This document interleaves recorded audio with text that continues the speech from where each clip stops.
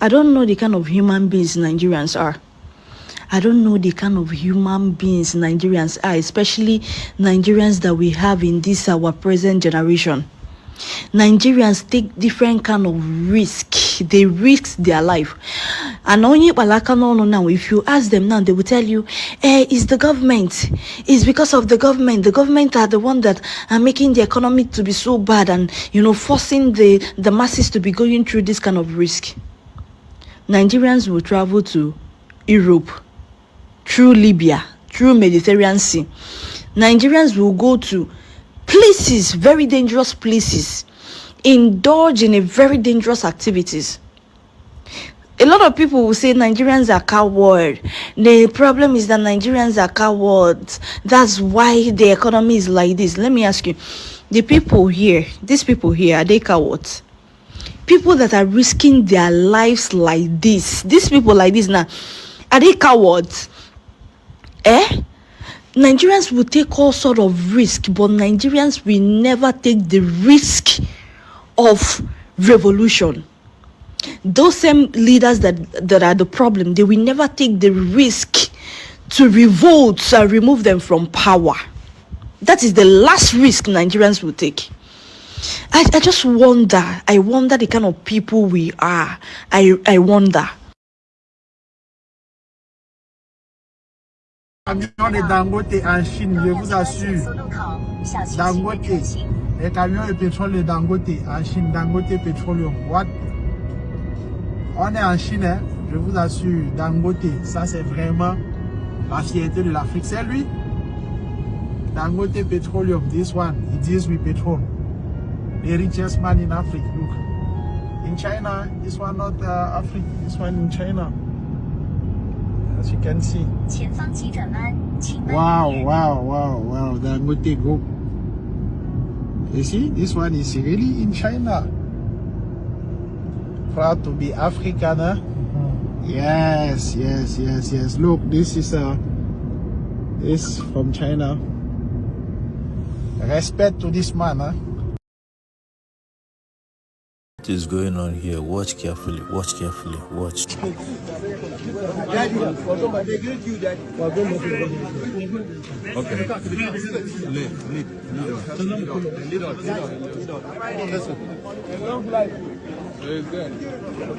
So what's the motor?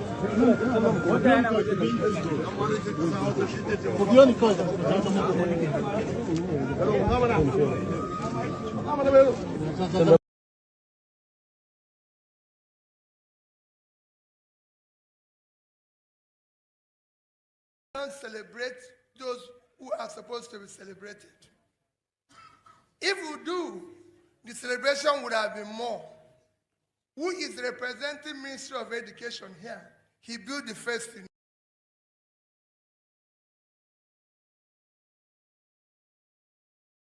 Who is representing Ministry of Transport? He did the first airline. It was among the first 3 to be given banking licenses, private banking licenses. I mean, that industry. So I know when they built banking industry, it did a lot in education, employing people, 17,000 people. Nigeria today, if we had been a country that is productive, over 120 million people would have been employed. That means one person is employing 17,000. So we need about 8,000 industries to be able to do that. But we have about 1,000 functional industries. That's why we have unemployment. So he needs more than this celebration. And I plead with AGF. I know you're going to do more. But now that we have an opportunity, we have to change the way we honor people. The GCFR and GCON should be people who are entrepreneurial and productive, not us, the politicians. If they like, they can remove our own and give them so that the country can produce and be able to employ people. Ibedo deserves more, not just national honor, all the support government can give him. And that's what we need to be celebrating, so that more people can go into entrepreneurship support education, support what he did. That is a great work, and I'm sure you will do your own to be able to advise accordingly, and so that in the next few days, maybe, yes, we'll be hearing things different. I thank you. You won't look for me when you talk about the education. The rest assured that from today, endowment is not paid in one day. Endowment continues. And I assure you that annually, the endowment fund will see Mr. Peter Obi's little contribution. At least for the next 10 years, as long as I live. Because what he did is a great thing. Because of him today, in my village, in every village in Nigeria, if you have a means of solving transport, it's called Okada. What more did we need? He deserves more than we are celebrating here. Let us celebrate him. May God continue to bless your family, bless all of us that are gathered here. Thank you.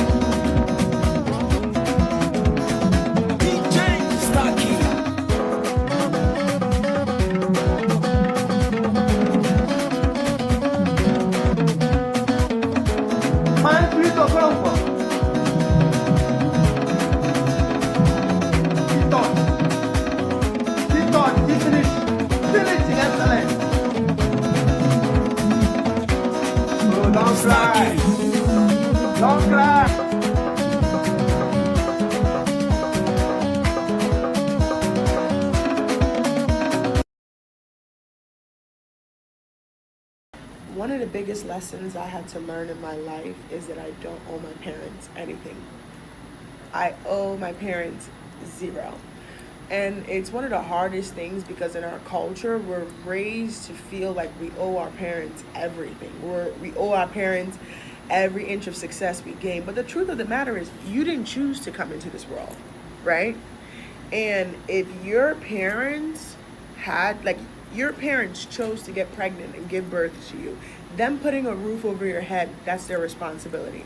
Them feeding you, that's their responsibility. Them clothing you, that is their responsibility. I feel like as an African kid, we get bullied a lot by our parents because they always say, at least you had a roof over your head, you have food in the fridge. But the truth of the matter is, like, that is literally the bare minimum of what you're supposed to do as a fucking parent. Like, our African parents literally bully their children, and they had kids just to have someone to control and oppress. They didn't have kids for a better tomorrow. They had kids that they could control. And one of the biggest lessons I had to learn, and I will always be the bad guy, because when I talk to y'all, I'm the bad guy. One of the biggest lessons I had to learn in my life is that I don't owe my parents a fucking thing at all.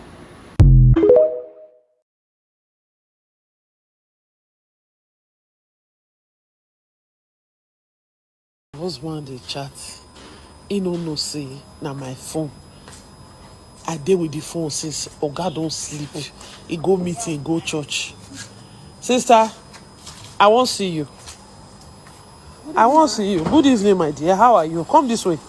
Come this way. This is my neighborhood. I really don't want to shout. Because since I went to Nigeria, you've been coming to my matrimonial home to sleep. I even hear say my husband changed your car. They walk where I fix and put everything. They chat when they chat this morning. I meet there with phone. Do you know? Do you know? Do you know? I won't. It's just for weakness, so that I'll publish you.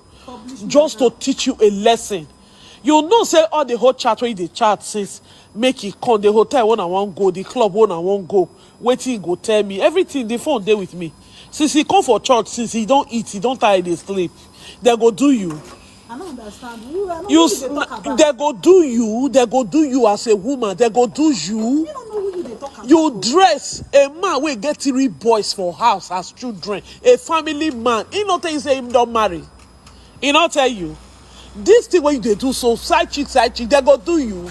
Mama, me, I don't know who they talk about. They go do you. You leave your own husband. You turn to single mother. They follow another person's husband. They go do you. Now Europe, they will not fit take laws into our hands. If we dey Nigeria, you sure say this thing you go succeed. Mama, who you dey talk about? I don't know who you dey talk about. No be you dey date Papa Christian. Papa Christian, all the people who dey this zone, they don't take your picture, they don't describe. Who you come dey chat with, sis? Who are they chat with? Mama, yes, who are they chat with? Your friend you dey chat with. All your chat they receive everything. The way they help you send money go Nigeria, everything I know about it.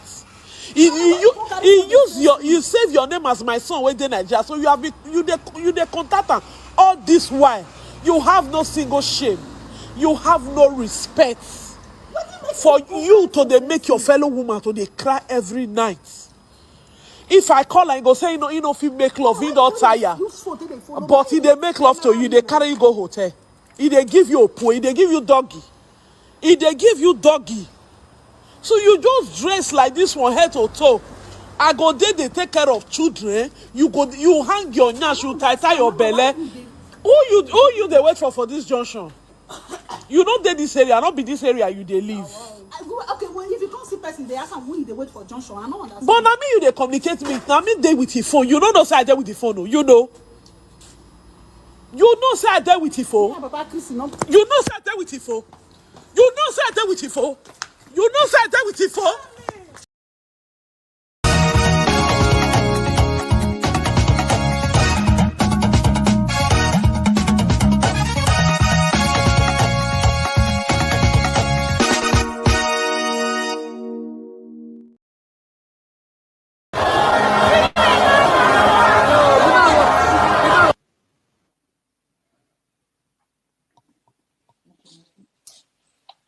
No, this rally make my blood pressure go up.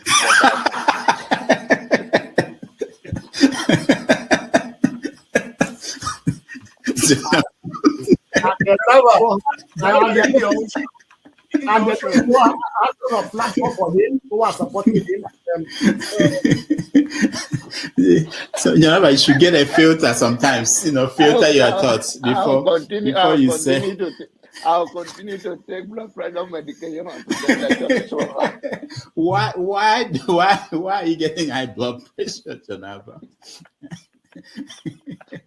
Now I'm not taking medication for myself. I'm taking it for people like Paul and some of you guys that after the January, February something, and then people like Soludo that is a good spoiler. I thank God for his life. He's working for my.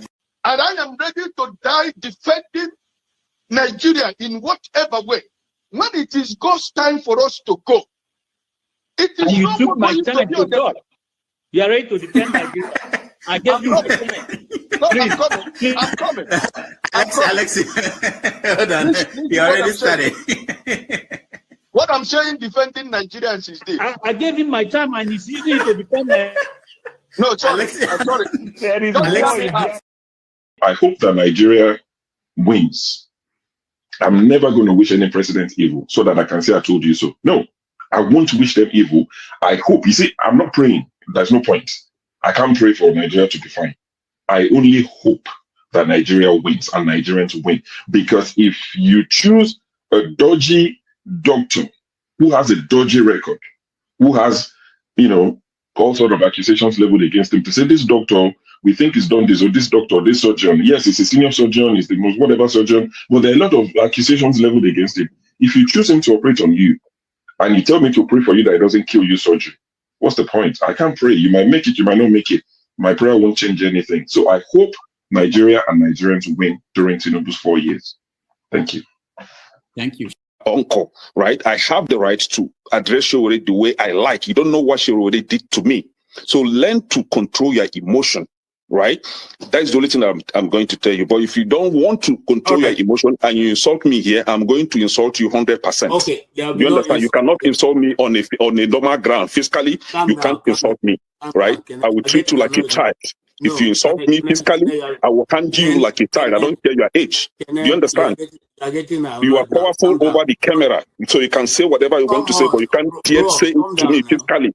You understand? I'm handling like a king. I'm not joking. You understand? So learn to control your emotion. I'm there with You the understand? than you. Okay, Learn to control your emotion. Who are you? You're a rat. Please don't take him out. I also have a right to respond because he mentioned my name. There's no need to take him out. All you have to do is to meet them or something. And you're taking too long to admonish them. Comment. What did you say? Comment. I know, but he mentioned my name, so I'm asking to respond to him. So when he gets your time, then you make a... No. He mentioned my name. If you want to make it rowdy, I will take you out. Take me out, you son of a bitch. Take me out. You think you're a big boy because you're moderating. Take him out, please. Hello, come on, don't use such word now.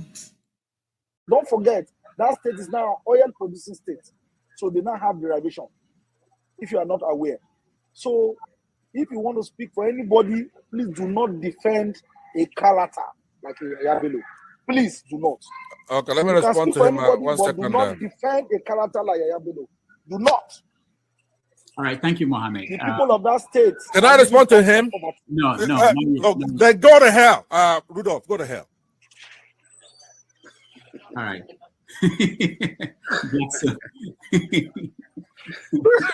Rudolph, I've never seen this part of him before.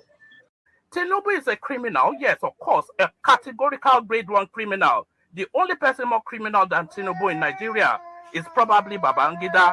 But he's a criminal, and is he fit for purpose? Absolutely not. Should Tinubu be the president of Nigeria? Categorical no. Is there a better option than him? That is subjective. So show me who he is.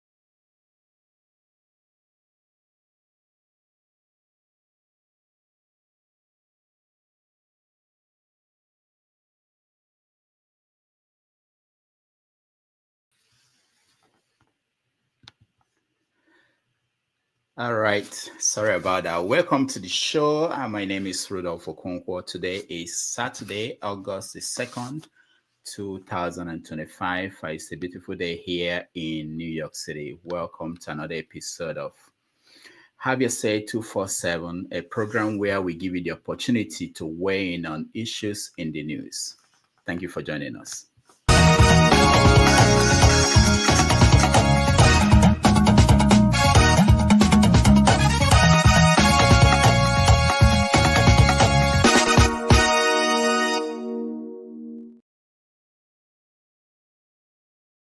Little technical problems here today, but we'll handle it. Welcome everybody. Thank you so much. Like I said, I'm having little technical problems, but I will get it resolved in a few minutes.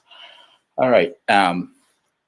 It's a wonderful day here, and we are gathered here again to have a conversation on stories in the news across Nigeria, Africa, and the world. And what do we have in the news today? I have several stories that most of you have been following. Dangote just appointed a new CEO of the Dangote refinery. You guys know that he's retiring from running his companies.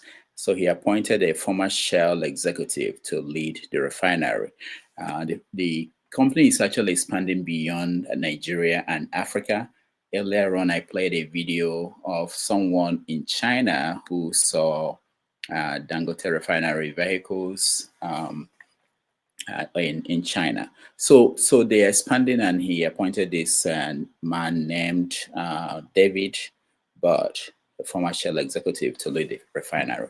In America, Donald Trump this week fired the director of the Bureau of Labor Statistics. It may not look like a big thing, but it's, for those who know, is very significant. He fired the woman because the statistics that came out about labor jobs created in America last month wasn't good. He didn't like it. He liked it. It was 73,000 jobs were created instead of 110 that the business world expected. And they revised the one for May and June, dropped about 250,000 jobs. So Trump was mad and he fired the woman. But it tells you a lot about independence of agencies in America under Trump and what that means going forward. He's going to appoint, obviously, somebody that will give him the kind of statistics that he wants.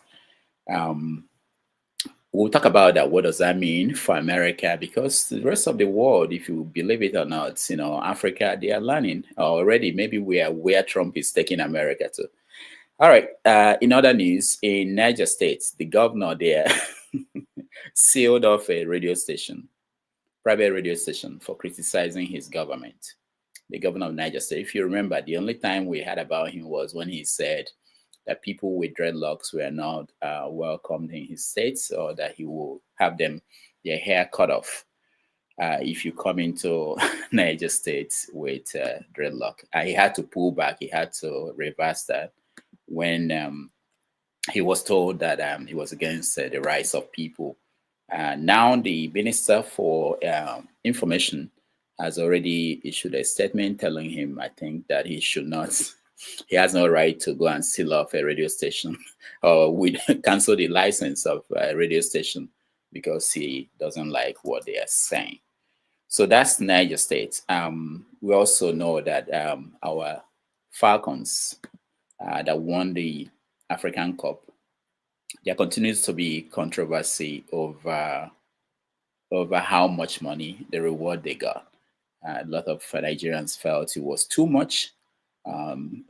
So we want to discuss that. I wanted to know if this were to be the men's team, would people feel that way? The Falcons, if we were to be the Super Eagles, would people feel that way? Something connected to that in some ways. Why we're giving them $100,000 each, the Nigerian military, the Nigerian army says that they don't have enough funds to accommodate 13,000 people they recruited. 13,000 people they don't have money to accommodate them. Why did they start recruiting? Anyway, it's not for me to say. We're inviting you to join us and share your opinion about that.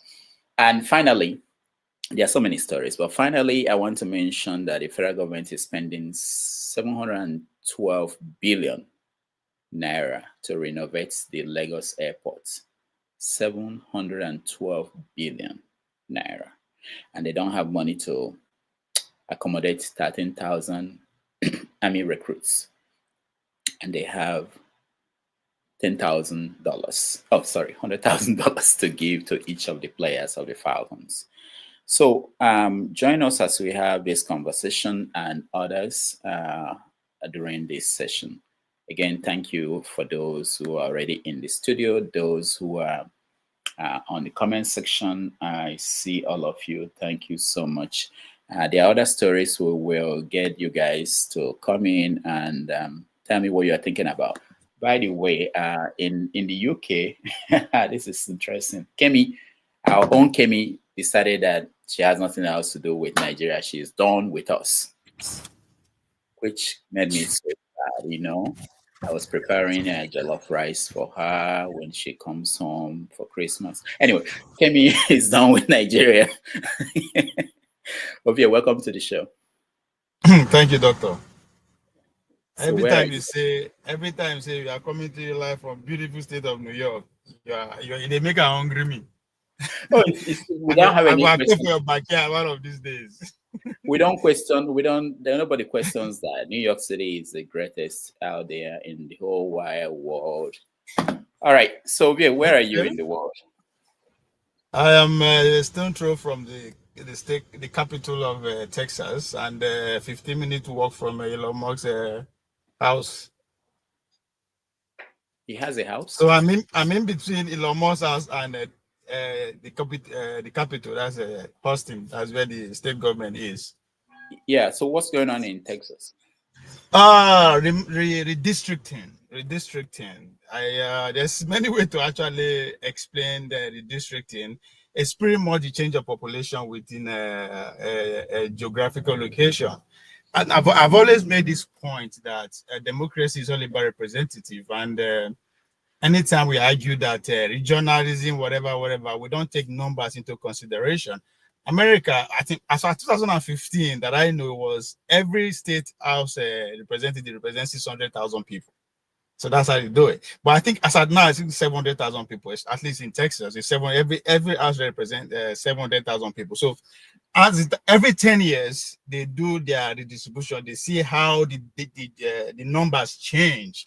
So if a certain location is predominantly dominated by Republican, I mean, what's the point of trying to say, so there's the technicality in that, but basically, as people move from one place to another, it affects how wealth is distributed or how resources is distributed to that specific location. So I think that's what is going on.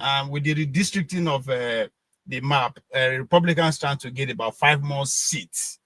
And 5 more seats, I think at this point, they're listening with just 2 or 3 in the House. Imagine bringing more 5. That's pretty much, let's just say that in the next 10, 20 years, nothing for Democrats. But they also have the opportunity to do theirs in where they are predominantly populated, especially like states like yours, New York and California. But it's about Texas right now, and that's where the conversation is. The Democrat leader, right? Is it leader Hakeem Jeffrey?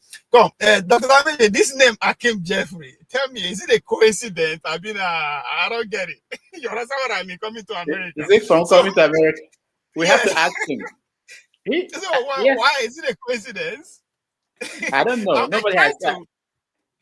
It was actually one of my questions I intend to ask, because yesterday I actually went to be a part of the hearing. Not that I'm qualified to give a testimony and all that, but I think my planning was off. I drove there instead of actually taking a public transport. And you know where this capital is. To actually approach the building is a different thing. You should have parked in a garage and walk in. Yes, I do African time. Actually, I enter when the 10 o'clock when the event is supposed to start. So everywhere became somewhat too quiet. And if I too tall, before you know, police will follow me. I just say, well, maybe I could. So that was one of the questions I actually wanted to ask him if I'm close to him, because Green was there too, which his own district was also affected. I wanted to ask him, this is your name, how you come about, you know? This is America, so nothing they happen just like that. Yeah, so but that's the news I'm currently for. So the debate is still on, the vote is still going on. It's not over yet, but I think a Republican will pull it up by adding more 5 districts to what they already have. Now, I know to those where they were going to say, how does still apply to Nigeria? It boils down to Nigerians listening. Those who are saying, oh, let's go back to regionalism. They fail to understand that why we are complaining now is because we are saying one person is directing 200 million people. Now, if we go back to regionalism, 30 years from now, every region will be close to 2 million people. At least 100 plus. Then we'll go say, oh, it's too much. Power is too much on one region. We have to break it down. So that's what, whenever we are having this conversation, we should take numbers into consideration. As the population is increasing, so the power of the person who is in charge of that person is also increasing. I mean, the president of Nigeria wasn't this powerful until the population begins to increase. Because those who are arguing for regionalism, they keep looking at yesterday. What is the population of Nigeria yesterday? 75 or 60 million. So each region are like what? 10, 15 million people. Of course, the resources is more than enough. But look ahead. That's why I keep saying we are too selfish. We all think about us. We don't finish. There's nothing here for us. There's nothing we don't finish. But the next generation, what problem are we going to bestow on them? What future are we going to leave for them? What story do we expect them to continue if we argue with our selfish interest in mind? So that's my own argument. There's a need. It's all about it. We are in a state, just as we are talking about Donald Trump overreach for this institution. We are going to a situation whereby one man they overdo the return of the strong man, they overdo, they capture all the power, and still we could not see the implication of that in our own future. So it baffles me when we make all this argument and we are trying to provide solution, but our solution falls short of what is it going to look like in the next 50 years? What is it going to look like in the next 100 years? Just because we are not going to be here doesn't mean we should destroy whatever we have now just for our own consumption, you know. Now, for those who do not live in America, they don't understand, they may not understand what you're talking about in terms of, can you explain that? There's a specific number of people who are in Congress, in the House of Representatives. And why is it that every 10 years, the population of America is put into consideration where people move to and they redistribute? And what is the problem with that? Why is it a fight? Why can't they draw a straight line like in Texas and say, okay, we draw a straight line and this is the number of districts we have? What is going on there? Can you explain that? Yes, as I said before, democracy is all about representation. So now let me use Nigeria as an example. We are copying the same system as that of America, House of Representative. Now, if I have to look back since the Fourth Republic, which I'm very, very familiar with, which is what going to over 25 years. Now the same representative now we get the person who is representing Akogo Edo local government with two other local government. That's my own local government now.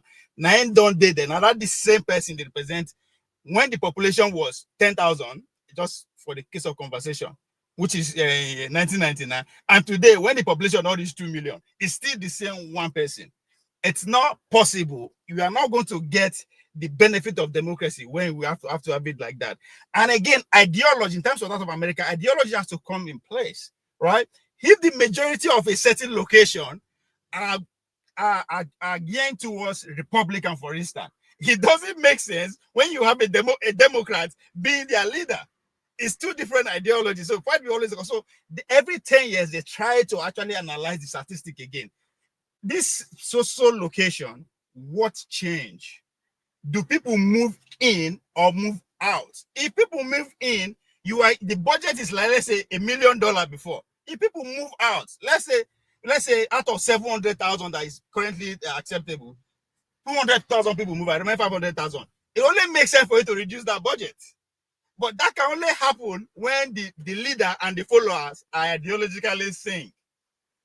But most importantly, as the population grows, so you have to. Person where they represent 700 million before, in the next 5 years, if the population grow up to 1,500, that means you are going to have 2 representatives now instead of 1. So that's what is happening. So the Texans here are making case that these districts, these 5 districts, have gained in population. People moving from New York, from everywhere. For that reason, the Democrats are in charge now. But they are not just saying that just because of what they see physically, but have to put statistics into consideration. How many points Trump they win now versus how many points Biden they win last year? So that's what they use. Trump is winning this district that are trying to distribute with 2 points. That's like, it's unacceptable for you to have somebody who, anytime we go into a vote, is always overpower the person and your leadership just because it's not from your party. So everything has to say so that the resources will be distributed evenly and everybody will benefit. This is my limited understanding. I'm still a student of this, so in case somebody out there want to add to what I'm missing or want to better define, if you come and say I dey lie, you have to explain yourself. If not, I got a text here that says, "Hold on, let me read it for you." Okay. Ovie seems ignorant. There are many things. Anyway, yeah, people are having what I wanted you to explain, but it's okay. I cannot give everything with that. What you have to put into consideration. I have to measure the obvious one, which is the population. That's what I'm putting. I'm not saying those are the only reason that you have to redistrict this. No, those are just some of the obvious ones that me and you can see.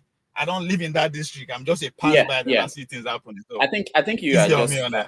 you are zeroing down on what's going on in Texas. But in general, Yes. for people who want to understand, get a big picture. There's someone who is driving. That's why I'm not bringing you in. If you want to join, you may have to clear somewhere. I'll bring you in. And those who are in and their cameras are not on, that's why you're not in. So as soon as you do that, I can do that. But and again, doctor, I know that person will send you message in a Democrat. And I said it earlier. I said this is happening because in Texas. And Democrats have their own opportunity too, which is in New York or in California, where they hold sway. So I said it. I'm not saying what happened in Texas has to be tailored everywhere. No, America is a 50 country. Every state you go, it differs. But in terms of representation, the numbers are the same across the breadth and length of America. All right. The most important point to mention is that there are 435 seats in the U.S. House of Representatives. It doesn't change. So what they do is that after census, they check where the population of people moved. And if people move to a certain states, some states will lose seats. Like New York. New York has constantly been losing seats because people are leaving New York to go to Florida and Texas and North Carolina. As a result of that, if their population drops, they lose maybe 1 seat here, 2 seats, and then other people will gain it. And then within the states, they will also decide if Texas is giving, I don't know the number of people in the House of Rep, let's say 40, they have to divide the states into that constituencies of 40 constituencies and then have their elections. So that's what is going on in Texas. And there's always a fight between the Democrats and the Republicans because each side, they want to draw the map to be give them advantage so that they will. So you see, if you divide that total number of House of Representatives, if you divide it by 700 or 600, you see, say, I'm not far from the representative that you are talking about. But I'm glad that you pointed that the number doesn't change. But just like Chase, the parties move around, Abi. So the party here now means people move around. All right. So that's it. So are you still going to see what's going on, or you are done? My demons are asking me to head towards the greatest city in the world, New York. So I don't know. You want to come to New York? I mean, my demons, they've been pushing me that direction, but now, I think now that we have you, let me ask you about this the Falcons, where they won the African Cup of Nations, and were you surprised? Why is it that they are doing well and the men are not doing well? that last question, why the female and the males are performing differently, it's been a conversation that has been ongoing for years now. So I don't know, I can't explain. If I want to be biased, I would say the competition seems more, there's more competition on the men's side globally than the women's side, but I don't think that argument will fly. But I remember when I was in Greece under my coach, the man pointed out something to me that might be relevant to this question, because when my demons decided to say, "Come, it's time for you to leave," I called my coach. I said, "Coach, I think I'm up. I'm leaving here." The man looked at me like a madman. Say, "Come, where are you going? Everything is going on. We're training and everything." And I said, "Is it because you are lonely? When you go, bring somebody here so that two of you be." I said, "That's not the case." He now said, "I was make you bring come now, but the problem is women. If you and he said, he put it like this: he said, if you and a woman start same sports together, she will get to the top before you.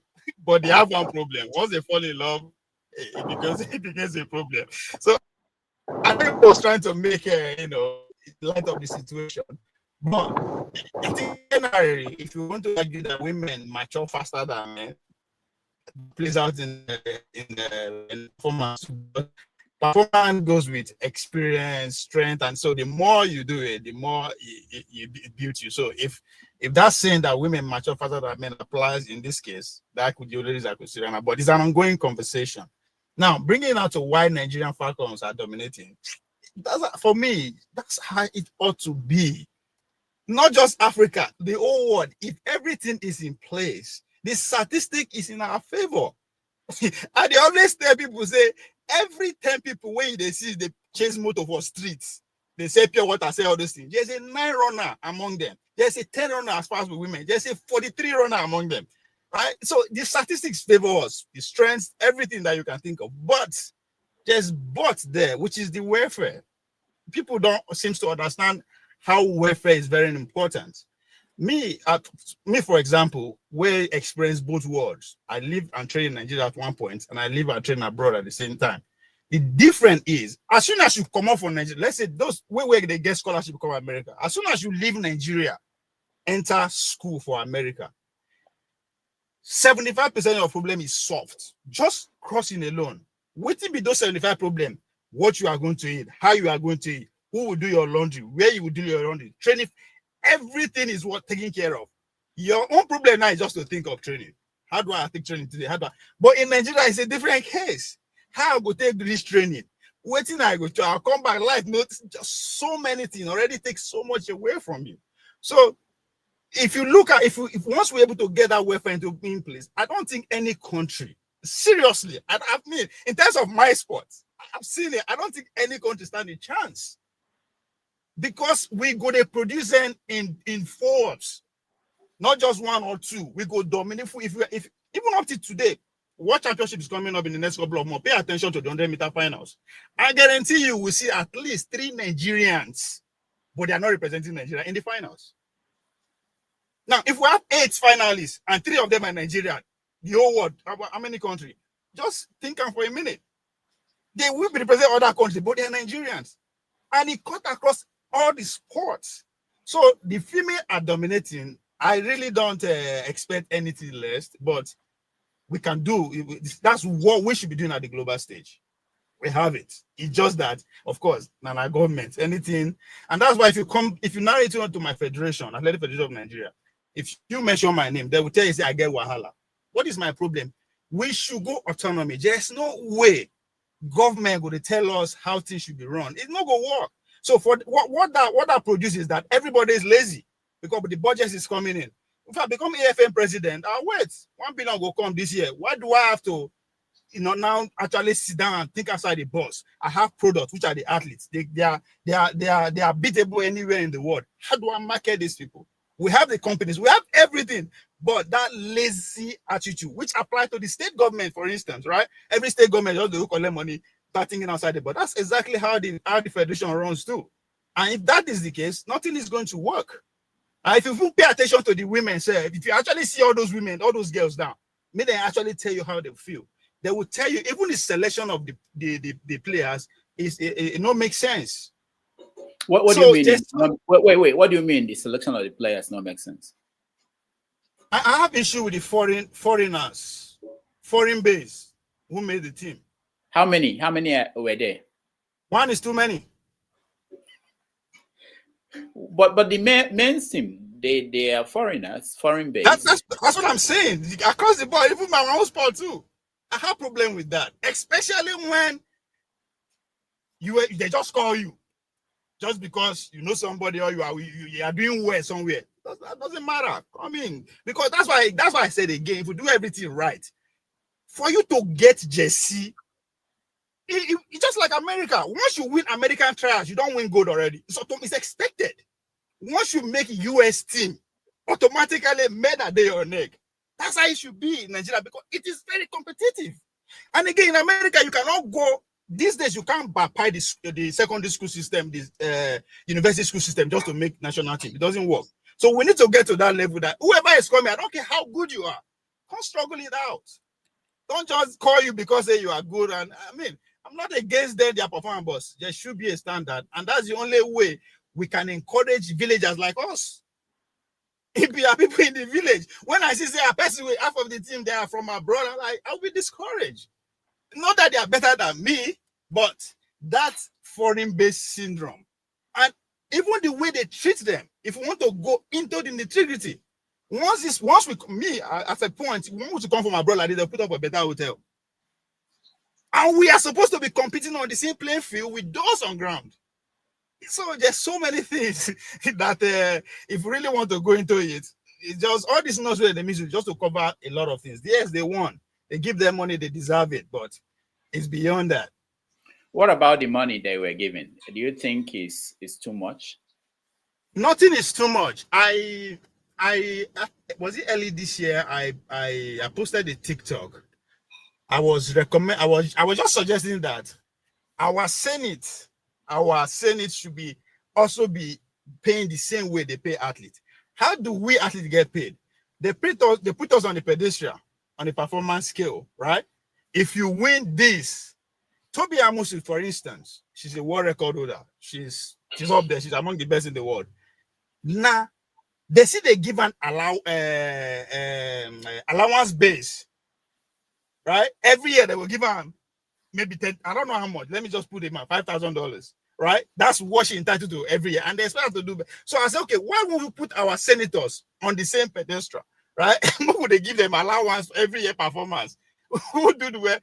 But that post no last like maybe 15 minutes. They take it down. I don't know why. Who took it down? The TikTok. Because I say, our ministers and senators get the same people.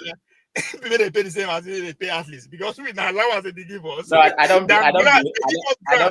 I don't believe you, Obie. There's no way they would. Why would they take it down? What is their concern about your Nigerian issue? No, for real, me say by surprise.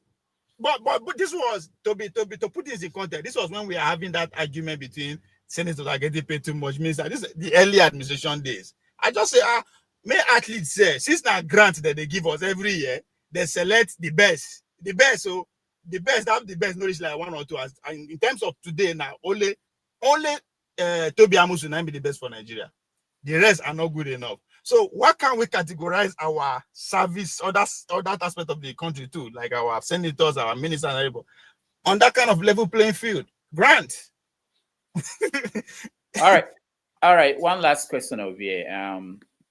So what do you think this money that they were paid, what would the impact be on the female team? I'm talking about next time they go out to play and the process of recruiting and all that. What do you think that will be? Because what it means that, yeah, like you're saying, they're young girls now in some villages in Edo State who might say, oh, you can actually play for Nigeria and get $100,000 if we win. I'm canceling everything. I'm going to practice. So, and then of course, people who are abroad might be lobbying now to come home and play for Nigeria who were not interested before. Yeah, I mean, the money is good, but it should not just be based on only when you win, right? As far as I'm concerned, there should be only two ways to recruit into Nigeria to represent Nigeria. And then you go through the school system. That means we have to fix the sports at that level. That should be the only way. There should not be the only way. That means if you want to be at that level and get whatever $1 million that we are given, that should not just be the only motivating factor. There should be a sense, okay, how do I first of all join a secondary school program?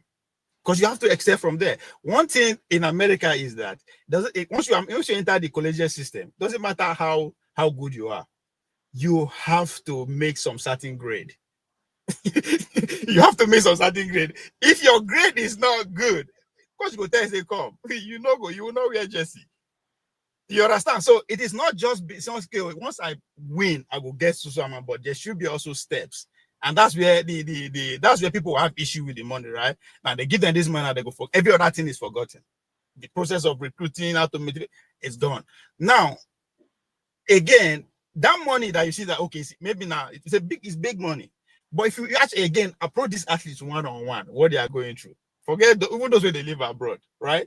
You have your personal physio, you have your personal masseur, you have your pay. So there's so much that money. Because at the end of the day, so now few of them who are already doing well, who have sponsorship deals with Nike, Adidas, other corporates, that money will be bonus. But for a regular Nigerian girl, just like I said, who make the team from the village, which it is a good day, I go be that for mama, I go be that forgetting to invest on ourselves. So in the next 5 years, go hear from that person again. You're going to want that. So no, so there's so much that no matter how you give, it's not enough, but that's not where we should be investing money to. We should be investing money into the process so that national athletes should not be even depending on the nation. American people, if American athletes then depend on America, they no go fit job. They will just give you the basics, right? Now capitalize on that basis and build a life for yourself. But we are complaining about our government because that basics is not provided. Okay, thank you, Ovie, for giving us a rundown what's going on in sports. Let me welcome to the show. KJ, welcome to the show. And Mr. Show, welcome to the show. Hey, okay, salute. They say I look like Asari Dokubo. A lot of people are saying that. Let me start with you. See, that's your future. Yeah, so you will be like in the next 30 years. Let me start with KJ. KJ, is there any prize or award where they give journalists $100,000? You know, is there anything they do for the country? You will have gone back to Nigeria to practice. We'll be collecting bribe envelopes now. That's a good one. That's a good one. You see, I don't begrudge those girls, and I partially don't agree with what Ovie is saying. By the way, today is my birthday, so I'm just here. Yes, I forgot. That no means I go take it easy on you. Happy birthday! I forgot. I totally forgot. Okay, so you see, if they were doing that for other people, especially those who have distinguished themselves, let us even put it that as the criteria. We'll have no problem. Everybody will have a spirit of excellence. So you're always looking forward to get into that, that pinnacle of success. But it's not, no matter how honest and straightforward the journalist is, you don't get any pat on the back. Rather, you are looked at as an enemy of state. You are pursued up and down like a rabbit, trying to find just how to trap you. And those of you who or those of us who persist, to try to speak to the system, you are frustrated. If you doubt me, go and ask Peter Obi and how his business is doing. He is a politician, even though they're supposed to be on the same arena. But those who have been totally carrying his case forward, those who have been always speaking on his behalf, are hearing it. They are hearing it. I had a video sometime, yesterday or so. Somebody sent to me. Somebody was saying, why the Nigerian media is not doing what's supposed to do, because they are all being chased. Every journalist is suffering. Everyone who is trying to even put a straightforward story, it's not even against the government, but just write something close to being the truth, is chased down, and when you get tired of just being the one who is hunted around, you just, decide to, bow to the pressure. It's a foreign journalist. There's a conference that was going on in DC where they were talking about the Nigerian, the woman was reporting on why the media around the world is not reporting the ongoing buying of people in Nigeria, especially the Christians. It was a Christian event, and she was giving an update of what, why the Nigerian journalists are shying away from reporting those truths. And I can accept, I totally accept what she was saying, because when we did the story of the Dogona Hawa, of the 500 people who were acquired and buried in mass grave, it wasn't taken lightly. We became a personnel non granta. We became people who are going into the interiors to look for stories and come and tell. Those are some of the challenges that the Nigerian, you face in the Nigerian space. But I want to just dive into the female players. I don't agree with Ovie that foreign Nigerian athletes shouldn't be given preference. It's about winning. Those days if we grew up watching WWF, there's a group called the Love Brothers. The Love Brothers, though one of their saying there was that nobody asks you how you lost. When they come to at the end of the game, they don't come and ask, "Oh, you lost? How did you lose?" No, they just say, "Did you win?" And that's all that matters. So if you don't win, well, so for them in that time during the Love Brothers their wrestling match, they say if you cannot win, honestly, cheat. So we used to laugh at that, But that's what the society have become. So now, if we go into an international competition, we must put our best foot forward, irrespective of where they live. When they are not chosen on that merit base, it becomes a problem for the country. Are we prepared to continuously be losing because we want to put some, people who live in the rural areas? No. So what should be the answer? The answer should be that we will now move those events. Remember that in the time that Nigeria was developing, the major plan was not to allow people to cluster into cities, but to take development to the rural area. That's why they created the local government development areas, so that those places will be developed, and then people will find the same, just like the rural America. Is there anywhere there's no McDonald's? Is there anywhere there's no, all the things you have in the major cities? There's not. There virtually any place you go to, whether there are 5 of them or 6 of them, they will not have those major things there. So they don't see any reason to leave their location, their farmlands, and relocate to the city. That's not what we thought we were developing until somebody hijacked the system and said to do whatever they like to do. Anyway, so I don't agree. Yes, on the purpose of the issue of Naira, the money given to them. Look, this is money that 1 minister or 2 ministers spend as extra code. So I don't see any big deal in it, and those ministers and their cronies don't even bring any laurels to Nigeria. Okay, they don't bring nothing. And mind you, nobody is saying how these people got to where they got. We didn't take part in their training. We are only harnessing what they have been able to develop of themselves. We didn't develop them. You see, that's what, I'm not like Ovi, I'm not an international champion, but I played a lot of state games when I was in secondary school. Most times, those days when we were growing up, they don't bother where you sleep. Most times they carry us when we go for those all secondary school games and dump you, in a secondary school. But we were young, so we didn't mind to sleep in bunks. But you cannot tell me you go and bring somebody who has seen some of the best in life, and then you come and dunk the person in a cockroach-infested hotel, and you expect the person to be there.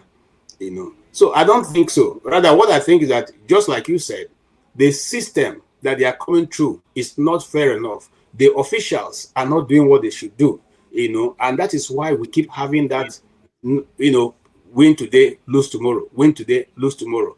Now, I'll give you an example, and when I say I give you an example, right, Nigeria has failed to file a case. So much so that now the thief is calling the owner of the farm the thief. Now, Morocco has filed 2 cases against the Nigerian team. But these girls were using laser beams to blind, okay, while they were playing the match, and Nigeria has not filed a case.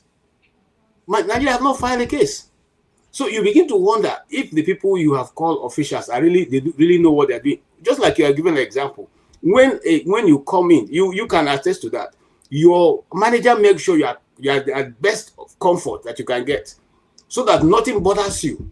So that at the end of the day, you are able to perform the purpose of which they brought you there. But this one, people are being discomfort, and then you are not even concerned about those things. You don't talk about it. You don't deal with it. And that's a problem. That's people who don't want to really win, who don't understand the game. Thank you, sir. All right, thank you, KJ. Let's welcome Show. Apparently, we've started the conversation and we start with the sports and the Falcon. And normally I wanted to talk to people before we start and know what they're doing and what's going on, but we have almost an hour gone. All right, Show. We're talking about the Falcons, the money they were giving, the reaction of the players and the Nigerian people. There's a conversation going on everywhere about, whether it's deserving and things like that. What's your take? All right. Good evening, Dr. Damages, or Dr. Okunko. Good evening, Dr. Damages. I'm just joking. Fellow panelists, and special greetings to Pastor KJ. Happy birthday. Long life and prosperity. Thank you, You sir. share the same day as my brother, the one I come after. Go. Today's his Oh, birthday. wow. So we'll be going out to turn up later this evening. So I'll drink 1 or 2 just for you. Okay. Salute to the comment section, my people. That's my constituency. The comment section here. They like you. They like you. Oh, I like them too. It's good most times. Sometimes it gets heated, but I love it. Thank you for all you do. And to those who are watching, you know how people give money to charity to celebrate someone. So if you are late, since it's a pastor's birthday, if you are late that way, you should send a super chat to the channel to celebrate KJ. If you are late, or if you're not late, you don't have to. But if you are late to celebrate KJ, send a super chat to the channel. It goes to Dr. Damage's platform, not to KJ. Before you think I don't like KJ, I'm not sending money. Don't worry if you don't like KJ. Anyway, so to this can you translate that? If you are late, if the spirit is, how do you translate into a different? Should you have a guest tomorrow? Ask him now. It's a pastor. We have a pastor coming tomorrow. You can borrow obvious language, just in case you don't like if you are led. If your demons are chasing you, I don't know. That is what Ovie just brought. I don't know that one. No, but my demons are not chasing me; they are leading me. Okay, let them lead you to come to a super chat, please. All right. Yeah. So the reason I joined is because of the Falcons conversation. I'm a keen follower of football, men, women. I don't watch the women as much as the men's, but I watch the women if it's a big game. So first of all, congratulations to the Falcons. This is the 10th time I believe they've won the WAFCON. I think Equatorial Guinea have won it once or so. South Africa has won one. We've won virtually all the editions that's been hosted. So congratulations to them. Well deserved. So in terms of the money, it has generated a lot of conversations. And I will just lay out a few facts, and it would help people decide how they want to think about it. I have my thoughts on it, which I would share at the end of this. So the ladies have been promised $100,000 each. See, the money has started coming in. Thank you, George. So the president promised them $100,000 each. He said he would give them the Naira equivalent. He was trying to pass a message in there. We're spending Naira. It's Nigeria. I think he was trying to pass a message, trying to say we lead by example. So he didn't. If he had said $100, some people like us would have said, "Why are you talking dollars? Dollarize Naira, dollarize economy." We'll come with our pants and pots and hammers. And so I think he was trying to be clever there, and I salute him for that. That will give them the $100,000 equivalent in Naira. Now, the Lionesses of England. That's, the male are the Lions of England and the female football team of England are the Lionesses. They won the European version of what our girls just won, I think about a week apart. And when they won, the way it works for Europe, I'm just saying this so that we can compare the economies, what we have in England, what we have in Nigeria, and you can now decide, what is deserved or what the girls deserve. So in England or in Europe, UEFA put together some money. All of the money they put together for the winners or all the participants was £34 million. Everybody would collect, they would share between all the teams, £34 million. The winning team, the further you go, the more money you get. So the winning team would go home with £4.5 million thereabout if you win. UEFA mandates the FA, the Football Association of the country that wins, regardless of who he is. It could be Netherlands, it could be Estonia. As long as you qualify and you play, UEFA mandated that the winning team, the girls, should get between 30 and 40% of the money, because the FA will take some of it as well as part of running cost and everything. So you must give your girls 30 to 40% of this 4.4 million. The girls of England already had an agreement with the English FA that when we go to this tournament, outside of what UEFA will give us if we win, you are going to pay us £1.7 million. That's what they agreed on if we win.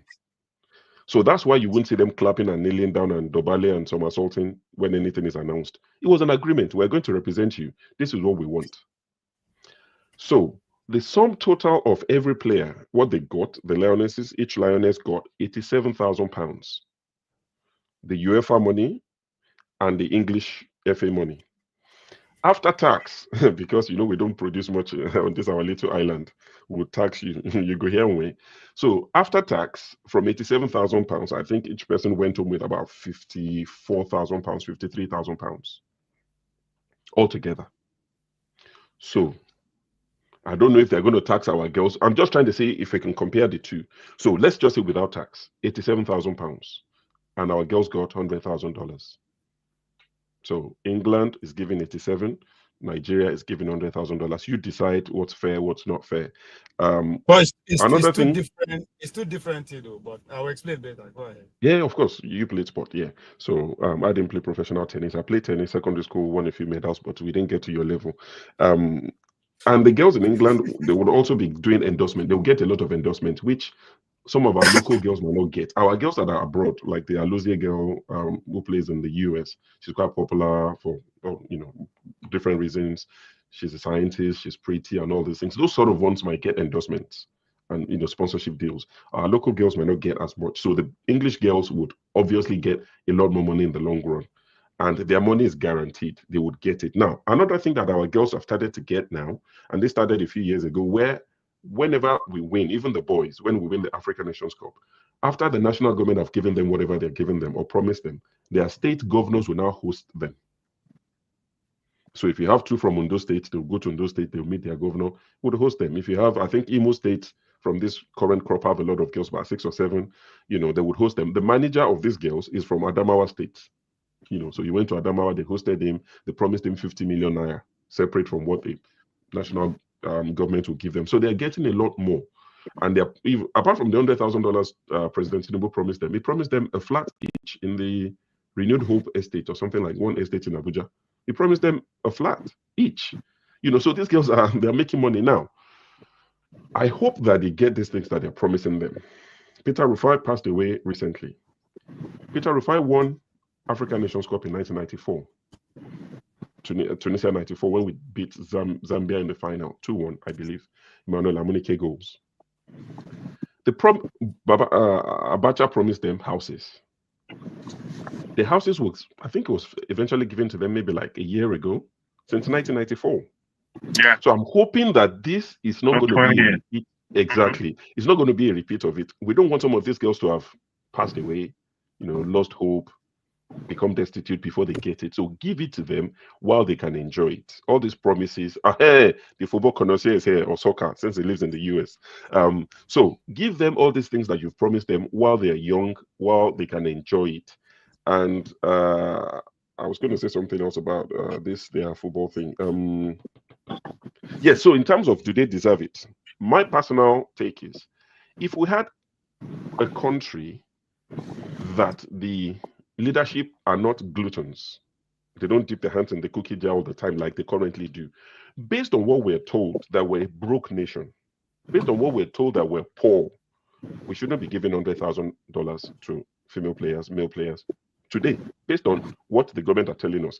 If this government came in, they said they inherited a dead economy. Buhari gave them a bankrupt economy. So we've been told we're not poor, we're not rich. So that money to me is too much. But like KJ said, if you see our senators, our lawmakers, people like Wike saying that he deserves to drive a Rolls Royce because his father something, then you can now say the girls equally deserve to get the money. I mean, Osun State governor, before they say I hate APC, I saw something about the Osun State governor, and I'll read that to you quickly. I think I sent it to 1 second. Osun State governor Osun State government, not the governor, sorry, let me take that back. $3.1 billion on foreign trips in 6 months. Osun State governor or government, $3.1 billion in 6 months. More than they spent on basic education, water supply, and the rest of it. So if you see stories like that, then of course I can make the argument that these girls deserve it more than these guys who bring nothing but shame. These girls are not the ones languishing in a Southeast London prison for trying to harvest organs. They are not the ones who are slapping somebody who's meant to deliver snails. They are not bringing shame to the country. They are bringing glory, pride to the nation. So if anybody deserves it, they deserve. If you can find money to give all these people who are just cutting away our money for doing next to nothing, then these girls deserve it. But if we had people, good managers of our economy, of our affairs, based on the story we're being told by the government and their supporters that Nigeria is a poor country. In fact, last week in the comment section, while we were talking, some of the typical guys said, oh, you guys, you overrate yourself. Along those lines, I'm paraphrasing, that Nigeria should be compared to Congo. I think Kovi also seconded it. We're poor, we're broke. So if we're poor and broke, we have no business giving somebody 100,000 from the government purse if we're indeed broke. But based on, say, the government or they themselves, they are taking much more than that, then give the girls 200K, give them 250. If we're going to go bust, let us go bust. All right. Thank you. Sure. Let me because sorry, the Osun State, the Osun State one is speaking of. you go allow me make some clarity, Abi, or later on. Yeah, later. I'll just let but that's it. Thank you very much. Thank you, sure. Let's get other people to weigh in quickly, maybe 3 minutes each. OBE, welcome to the show. Yeah, thank you, Dr. Damages. Sorry, I was on the road. I was driving when I tried to log in. Ovi has enjoyed the part of the show. He spoke for almost 30 minutes or 1 hour. Thank you. I welcome everyone, the KJs, the show, the Polo, and Ipa himself. You're highly domo. Well done, sir. I think, is it not sure that said that when you choose a Judy, Shudi, all you was saying is a quack doctor to have an operation on you, that only God help you whether you will survive that operation or not. It's obvious that we have wrong people managing our system, our economy. Wrong set of human beings are managing the economy. They don't know what is called priority. They don't know what is called the management principle they are using is just too shameful for people who say that they are king of Lagos, they built Lagos, that is a multi-billionaire economy. You know, it's so shameful. And I also want to counter what Sho said about him trying to promote Naira. Why will he mention dollar first anyway? Why don't you say I'm giving you 150 million? Very good point. Why will he say $100,000 and not convert it? What does that mean? That means you are second fiddles in the narrative. It just shows how shameful we are. We are pretending to be a country, but we're not. Very shameful for you to hold your mic and say it's just like you are standing now in Britain. The prime minister will say, "I'm giving you 100,000 or $1 million. I will not pay you in pounds." Will you hear that? Is it possible? We'll continue to live in a dream world and thinking that we are building the country. We're just a set of jokes around there, you know. We tend to pretend. You are looking them renovating a conference center with billions of naira. You think maybe WK is working. They're just keeping money for elections. They're stealing the economy. They're stealing the country dry. That's what they're doing. Okay, the guests have gone to play ball. Oh, they won. How much is the price of that tournament? How much is it? Is it $1 billion? That you will not pay such money to them from the coffers of the economy. Then you are giving a policeman who retired after 35 years a 2.5 million naira to retire. Then you give a small girl that is of 18, 21 years, 150 million naira for just a fucking program. What's that mean? A tournament or whatever. You just imagine how we are living as a country, how we kill some people and making some people look like, is that pride? We're clapping for them. We're clapping for them. It's just too much. The way when I just look at them, 150 million plus naira for these girls to collect, plus the other one that will come on, they will take almost 500 million, you know, per head, which is good anyway. Comparing it with how much they are stealing, we kind of have a justification for that. But it just shows how the people who are running the program don't understand. Obi can't give that kind of money. It's not priority. The guys should work harder now. I just want tournament. They still have prime life to live. Before you know it, the one that's in America was already in US. Huh? Well, it's all right. It's all right. Just where we found ourselves. I think the tournament was applauded. We all enjoyed the game. The guests tried. Oh, they will build one flat for them. Those ones are good. Like building houses for them. It's not supposed to cost us anything if you're actually a country. All you have to do is to deploy our engineers to go construct those houses from the Ministry of Works. It won't cost us anything to build a house for them. Just buy the materials or produce the materials. That is what happens abroad. Then we give it them cash and all that. Then our main priority, our main citizens, we are strangling them. They are crying. They are dying.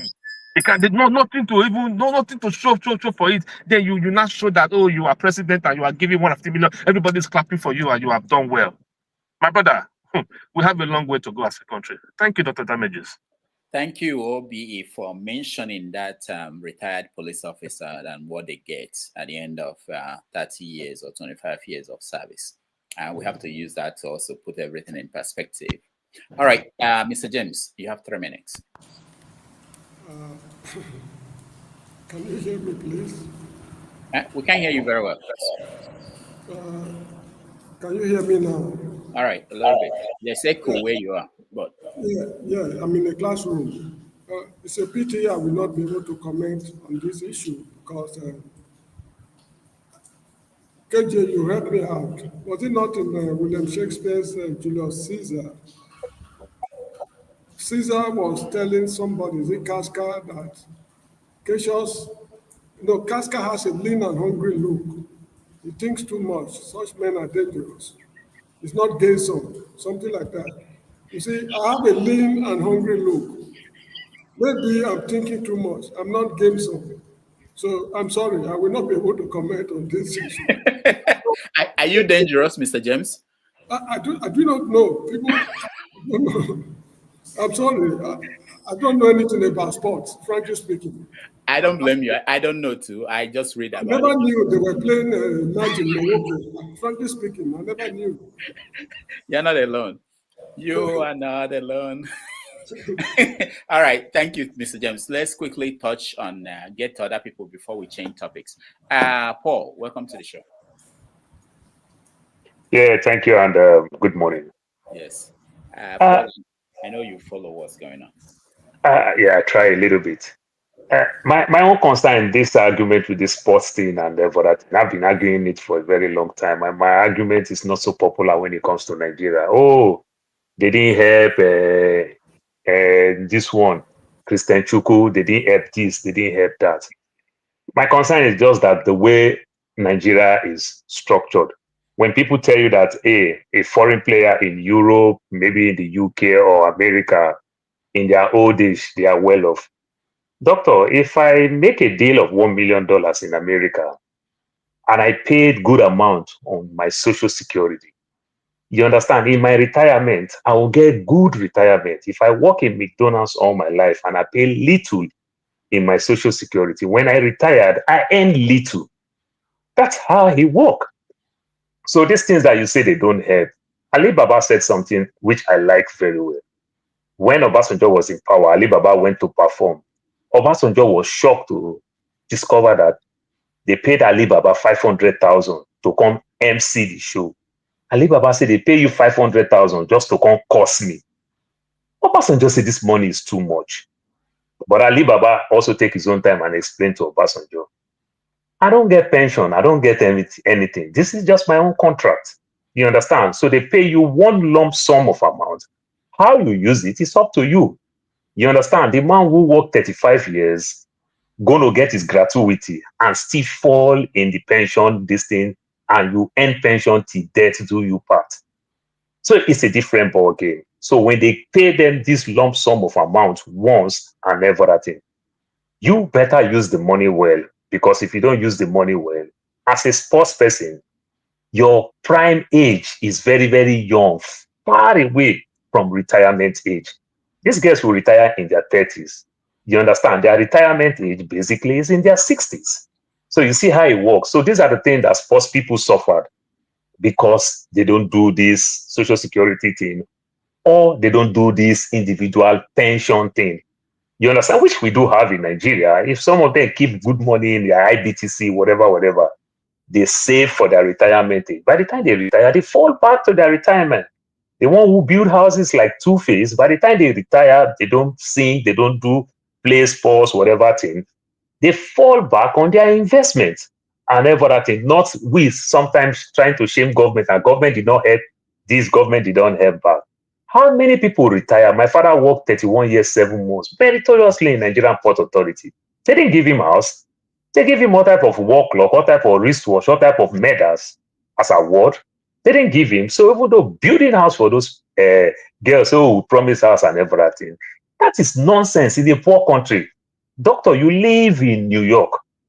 Go and look the budget for New York City.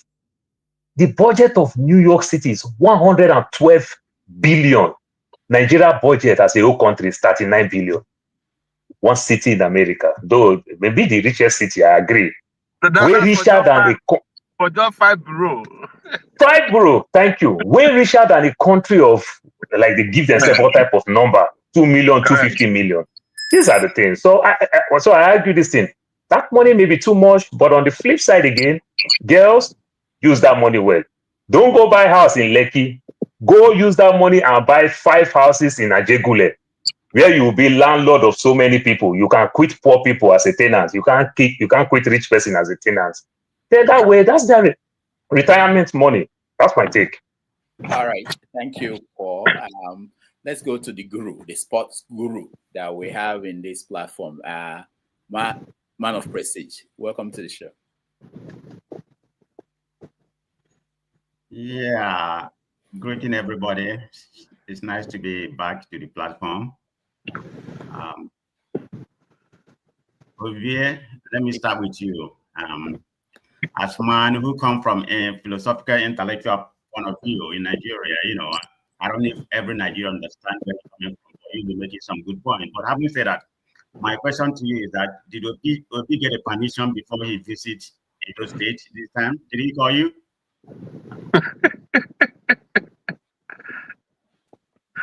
Well, answer me before was he in Edo State? Was he in Edo State? Did Obi call you? He went to Abuja, not Edo. Edo. Signing in Edo State. That was in Abuja. That was in Abuja. It was not Edo. No, that was in Edo State, Benin. Yeah. It was in Abuja. It was Which in Abuja. one? No. The book signing. That was in Benin. No, it was not. It was not in. It was an Edo man that they were celebrating. But exactly. It was in Benin. Yeah, it was in Benin, but it was not Benin. So let me answer. That's part of the fake. That's part of the fake news. You can never really believe anything that coming from Nigeria. All this. Because of the celebrant. Because of the celebrant. I've not been following Nigerian news that much because I've been gone, came back yesterday. But having said that, I followed up what's been transpiring or wherever. So I'm going to speak in a particular topic which you are talking about in the Nigerian Falcons. As another follower of Nigerian sports, both men and female have been following the sports. So congratulations to the Falcons. I didn't watch the first half. I watched the second half, but that was on the YouTube because I wasn't in town. So, but having said I congratulate them. So there has been a lot going on in about what transpired. The money given to them. Tinubu had given it in naira. Yeah, it should have. I mean, as the #1 citizen, you should start setting an example for Nigeria. Everything doesn't have to be dollarized. So when you pronounce, although like she said, it's going to be given in naira, but you shouldn't have said it in dollar to begin with. I mean, what are you doing to your country? And Trump is not going to say, I'm going to do this in naira in America. Man, they will stone him. So this is where we are in Nigeria. I mean, it seems like we have stolen our country. So I would say, let me speak specifically about the Falcons. Congratulations to them. Like I said, I watched it in the second half, but I watched the whole game and everything. So they did very well. I'm very much particular about what transpired when they came to Abuja because they tried to politicize the whole stuff. What am I trying to say? Because they stole the limelight from the players. You see all the whole politicians, Keyemo, Purpose, or them and everything. They're supposed to take a bus when they came out as a parade because the fans is the one that made the team, not the politicians. If anybody has been following the Falcons before they even went to this training, they only play 4 friendly matches before they go for a year. And other countries like Senegal, they play 10, 7. Ghana even play about 6 or 7. So what I'm trying to say is that they weren't prepared because of lack of financial background when it comes to Nigeria. So where was Tinubu? Where was everybody that's everybody clamoring right now with us pride? Where was it during the preparation? They have a very shoddy preparation going into. Now everybody's trying to take glory. You see all those politicians lining up there, taking the limelight from the gas. They're supposed to, because there's a bus that was designed, an open bus that was designed for them. They're supposed to get into the bus before they go to Asu Rock. But they didn't get into the bus. It was an open bus. They decided to, put them like that, just put them in a bus and everything. So the fans did not get to enjoy. Maybe in Lagos, the fans enjoyed it a little bit, but the one that happened in Abuja was a shame because all those politicians and everything that was there, they didn't contribute for what they had. Even our so-called NFA chairman. I mean, the man has been nothing but a doer in terms of the way he handled, the way he handled the Falcon women. I mean, it does seem like they're not modern. I mean, there's no exposure. I mean, there's nobody sponsoring them or whatever. Even I thought the money that is being budgeted. I mean, they take the whole money. So I don't give them the good. Coming to the manager, Sorry, 1 second. Sorry, 1 second. Before you move from that, politicizing the event, did you see that I don't want to say they made them sing, but the girls sang On Your Mandate We Shall Stand? the girls were singing on your man. I mean, you start to think, well, why are they singing I on your understand what mandate you're for talking about on your mandate and Why? Naya Mama did this, but I'm not too much concerned about that. If you know, some of them I can see, some of them doing the singing. They didn't sing Naya Papa or Naya Mama did No, it. I said that because you said they were politicizing it, so I just said that to buttress it. That why would you be, That was part of it. on your That's mandate no, is your that has stand. no That's reason. wrong. You're But supposed to sing the national anthem, not on your mandate. Who's on your mandate to the president? Did you call them another nonsense? So Nigeria has a problem. Let me wrap up so I can make up my point because I have more points to talk on this subject. The 24 players that was selected, there's a lot of omission in that 24 player because there was controversy coming into the show. People like Osceola, I know one of the best, if not the best African player ever. He wasn't supposed to be there, to be precisely okay. I mean, her time has passed, but maybe they put her for experience-wise and all that kind of thing because we have a lot of omission. If you look at this lady, 22 years old, Monday Gift, that played for Washington. I mean, that lady is on fire. And you have about 7 real omission young. So, Nigeria has a young nucleus that's going to be coming. But I still commend the coach. Initially, I didn't have hope on him, but he was able to manage it. So, kudos to him. So, let me come to the controversy about Very Dark Man. This is why Very Dark Man is rated as one of the most foolish content creators in Nigeria. I mean, you started something to make it a narrative about tribalism that does not even watch it. I mean, the guy, sometimes when he says something, try to make people aware of the situation. I commend him from that. But I think sometimes he comes from illiterate point of view that he doesn't even know what he's saying. They were giving $100,000. The governors contributed almost about 34 million to them. The whole governors, even when Obama was there, he was one of the that was on the greeting the players. So I don't see any issue for him hosting the player from Imo State. He didn't host the Southeastern players. He didn't host the Igbo players because that team is dominated by the Yoruba and Igbos. I think Igbo has 11, Yoruba I think 10 or whatever. I don't know, but they are dominated. So he only hosted 7 of them. I don't want to name them. He only hosted 7 of them from Imo. Actually, 8 of them from Imo. But Michelle Alozie wasn't there. Esther Okoronkwo wasn't there. Esther Okoronkwo is from Abia. I think they went back. They didn't. If you watch it when it was coming down, they didn't abort the plane. They went back to the stage. So they wasn't there in all the ceremony. So the point I'm trying to make, there's 8 players from Imo. This is not the first time that has happened. He hosted them last year after the World Cup. If you look at Adeleke, hosted at Gibede, which is the captain and one of that player last year. Even at all, going way back to my own recollection, the governor of Delta State hosted Okocha and Stephen Keshi. A lot of because there's a lot of Delta State players there. This has been happening. Lagos State. I know he hosted all of them this time, but he has hosted Oshiala before. Even yesterday, the Adamawa State hosted the coach. They gave him 50 million naira and a house. So what is the nonsense? Everything we attempt to tribalize it. This is the problem with Nigeria. We need to wake up, okay? But my final point, I don't see the need for that. It's just where Nigeria stands. Thank you, Dr. Damage. All right, thank you. I wanted to show a video of somebody talked about politics in sports and politicians seizing opportunities. Let me just play 15 seconds of a video that... Doctor, sorry, I'm sorry. On the soft side, just 10 seconds. When people are talking that they sing on your mandate, is it not better to sing on your mandate than to sing the national anthem you don't know how to sing? Is it that worst that you fucked up completely that you can't even sing your national anthem? The country is so messed up with everything that they are doing. I won't lie to you. All right, Paul, thank you. Let me play this and then we continue.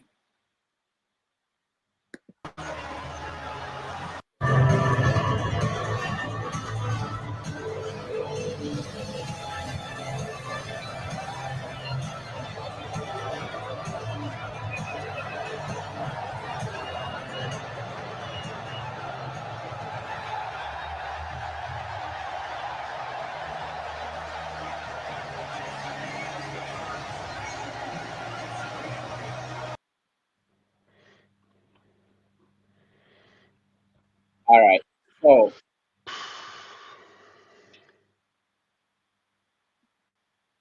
all right. So it's not only in Nigeria that politicians try to seize opportunities. Senior citizens are allowed to.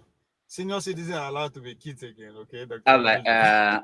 All right. Let's see. Where am I? I think the next person is Dexter. Welcome to the show.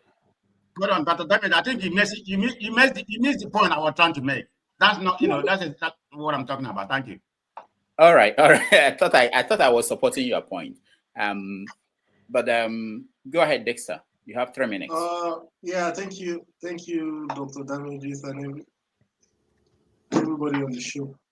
I think we have to first of all give kudos to the girls that give kudos to the coaching staff. But we must be honest with ourselves. When something is wrong, one of the things that has destroyed Nigeria is that you have people who know what is right, what is supposed to be right, but the moment whether military or politicians get them in on the act, they keep quiet and they join in. They join in the charade of things. A country that cannot provide school for children living in the FCT, you can't pay the salaries of the teachers. And if you can't pay the salaries of the teachers, that means you can't even pay for those teachers to go for training. And that same country is dashing out $100,000. But the truth is this, I'm not really interested in the $100,000 that they are giving the each girls. What is the state of sports facilities in Nigeria? FIFA gives Nigeria money, emoluments for participating in all these tournaments. Okay, in fact, it's so bad that in the last World Cup, FIFA decided to be paying the bonuses to players because of Nigeria. Because of Nigeria, FIFA said we'll be paying players that bonus direct. So, but what is the state of sports facilities in Nigeria? What? So it's not the government did all that one for sure. We know that the government did that is for political reasons and it's for sure. There's no problem in honoring the girls, fine.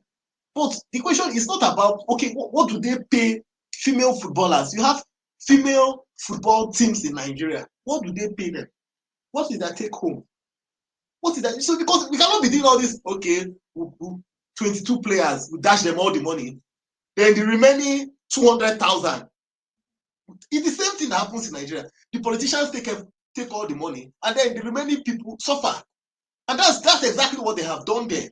The same tactics. Okay, you people that are getting the limelight, we'll give you all the money, so you are influencers now. But the girls that play female football in Nigeria, what do they get? What is their insurance? Nigeria, in the Nigerian, even in the male league, somebody gets injured. There's no insurance. There's no health insurance for them. If you have an ACL in the Nigerian league, your football career is almost dead because there's no insurance. So it's not for, and that's why I said Nigerians must call out. The country can't grow with this sentimental.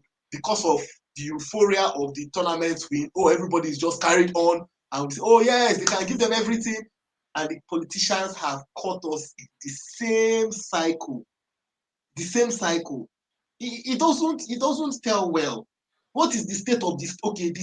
The stadiums, the matches, the local. Can you watch the Nigerian Football League on TV? Can the average Nigerian sit down and say, I want to watch MPFL? Can you watch the Female Football League on TV? Most of those players that we have there are from outside the country. So we are having foreign players. We are having players that foreign countries have sponsored. That is the truth. Those are players that foreign countries have sponsored.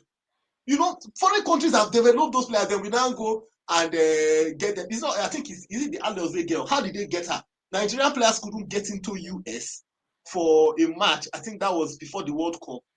And the coach then had to go and shop around US for any Nigerian person playing football, and he got them. So look, we have not until we realize that when we say African solutions for Africans, it means that the solution must be developed. We must grow it. We don't have politicians that are ready, leaders. Let me not even say politicians, leaders that are ready to grow. Unfortunately, the bad thing is that we have a followership that cannot call it out. We have a followership that are quick to all this. It's like there's the moment they pass money to them, oh, followership is my side is settled. My side is settled. Everybody just forget. Oh, honor the girls. The policeman cannot get a fair wage. Oh, honor the girls. We're not saying don't honor the girls, but if you are honoring somebody now for 200,000 people to suffer, that is not any honor.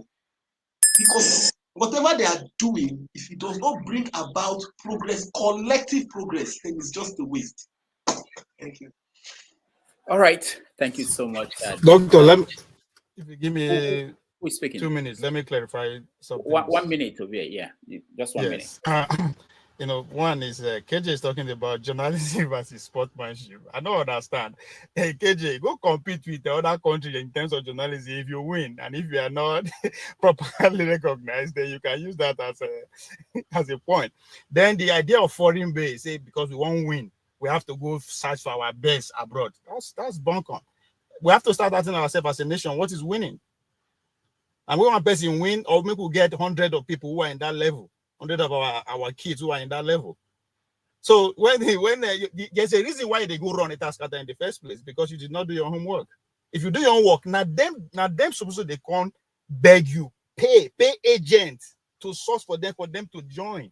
That's how it is. Just because you are in Nigeria, you are doing best abroad doesn't give you automatic qualification. It doesn't work like that. Come in. So it's affecting us.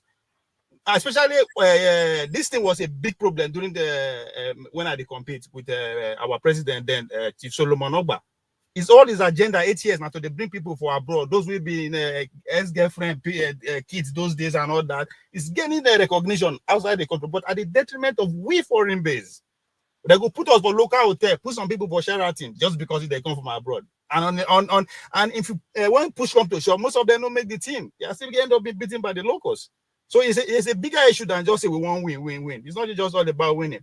So it's talking about act of benevolence and campaign. I totally agree with you that there is a stage set when we want to eliminate athletes at the stage. Even us, if you ask those girls, I am pretty sure there was an agreement between them and the federation. If you advance to so stage, this is how much you are going to get. If you enter semi-final, this is how much you are going to get. If you score so good, this is how much you are going to get. If you win so much, that's how I am 100% sure there is agreement from the federation. So what you see being displayed by the government, that's a campaign. Pure campaign. There's no to worry about it. And again, that 100 million, I can guarantee you they're not going to get that money. And even if they go get that, they won't get that in food. But guess what? That exact amount will be withdrawn from the federal coffee. So it is a racketing. It's a racket. Sorry, Dr. Damiji. My last point here is sportsman after retirement. If we actually want to look at it, I totally agree with Paul. If we want to look at it in the real case of it, you being a Nigerian athlete, now it is a privilege. It is a platform that was given to you. What you do with it is your prerogative. You should not come back and expecting a nation that gives you a platform to excel to now be pampering you after your retirement. It doesn't work like that. That's why you are paid when you are doing it. If you go, just watch any Olympics or any sports, once athletes come out on the starting block, the first thing first, they will call your name before the country. So at that time, Nigeria has done everything they needed to do for you. No you anything again. What you carry out of this performance is on you. Fine, if you win, right, you are entitled to what is already out there. Now, if your state government won't give you, that's your own prerogative. Just like when Dr. Dameji's son graduates for university, he given one private jet and one yacht, right?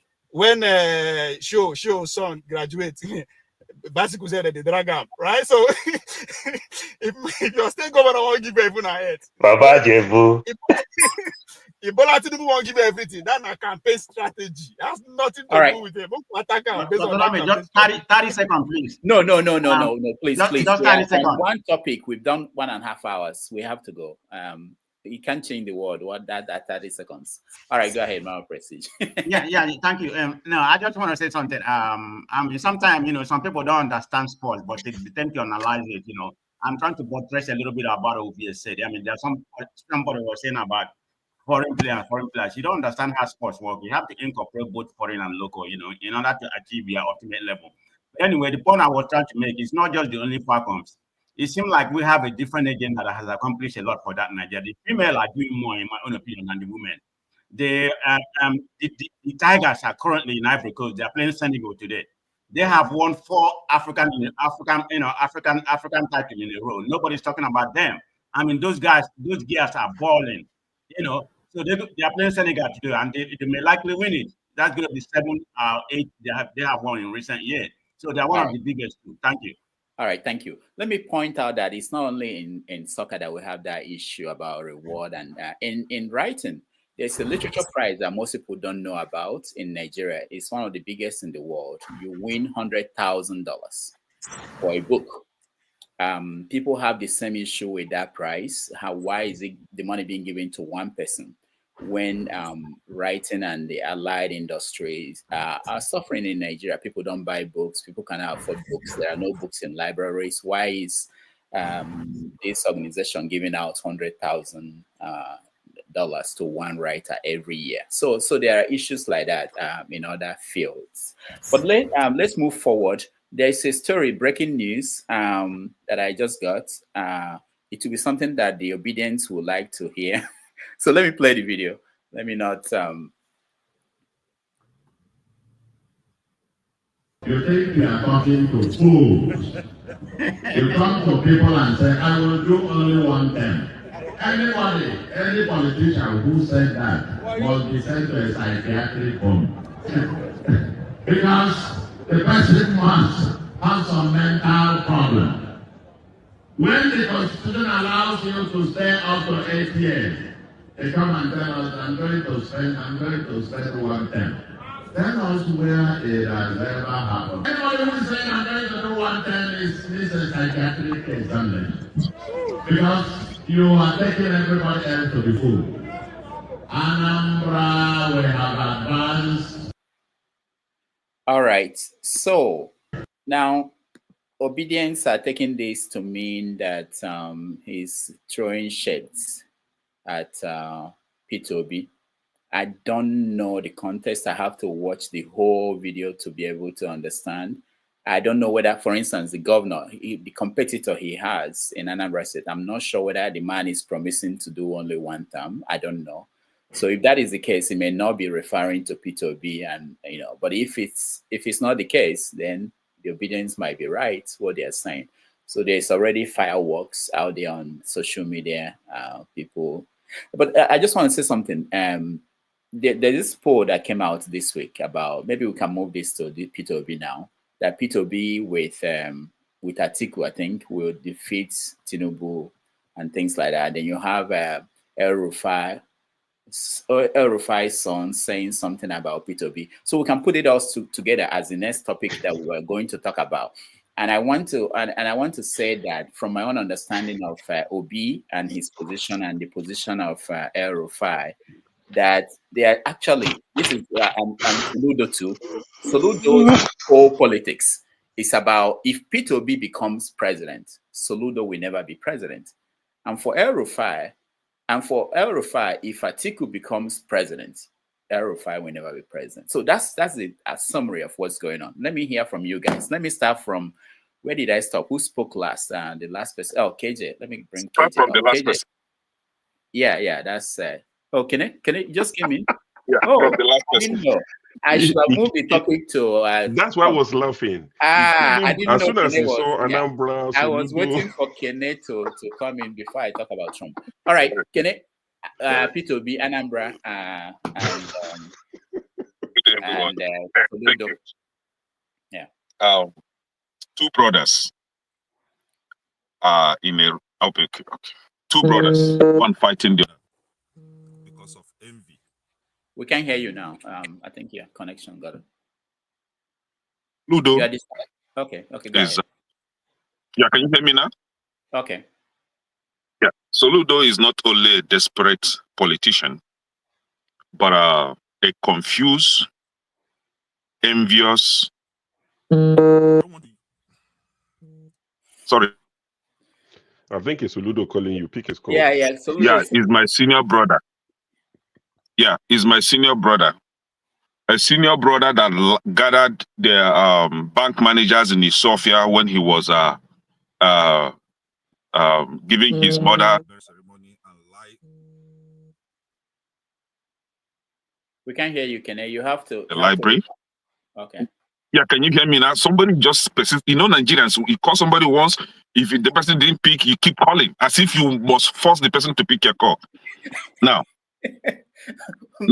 it is called urgent 2K for a reason. No, wait. Urgent 2K. It's urgent. We are going to clip this, what you just said now, and make it popular so that they will. Yeah, if you call the person once, allow the person call you. Calling the person persistently will not force. Matter of fact, sometimes you call me like that, I will just block you.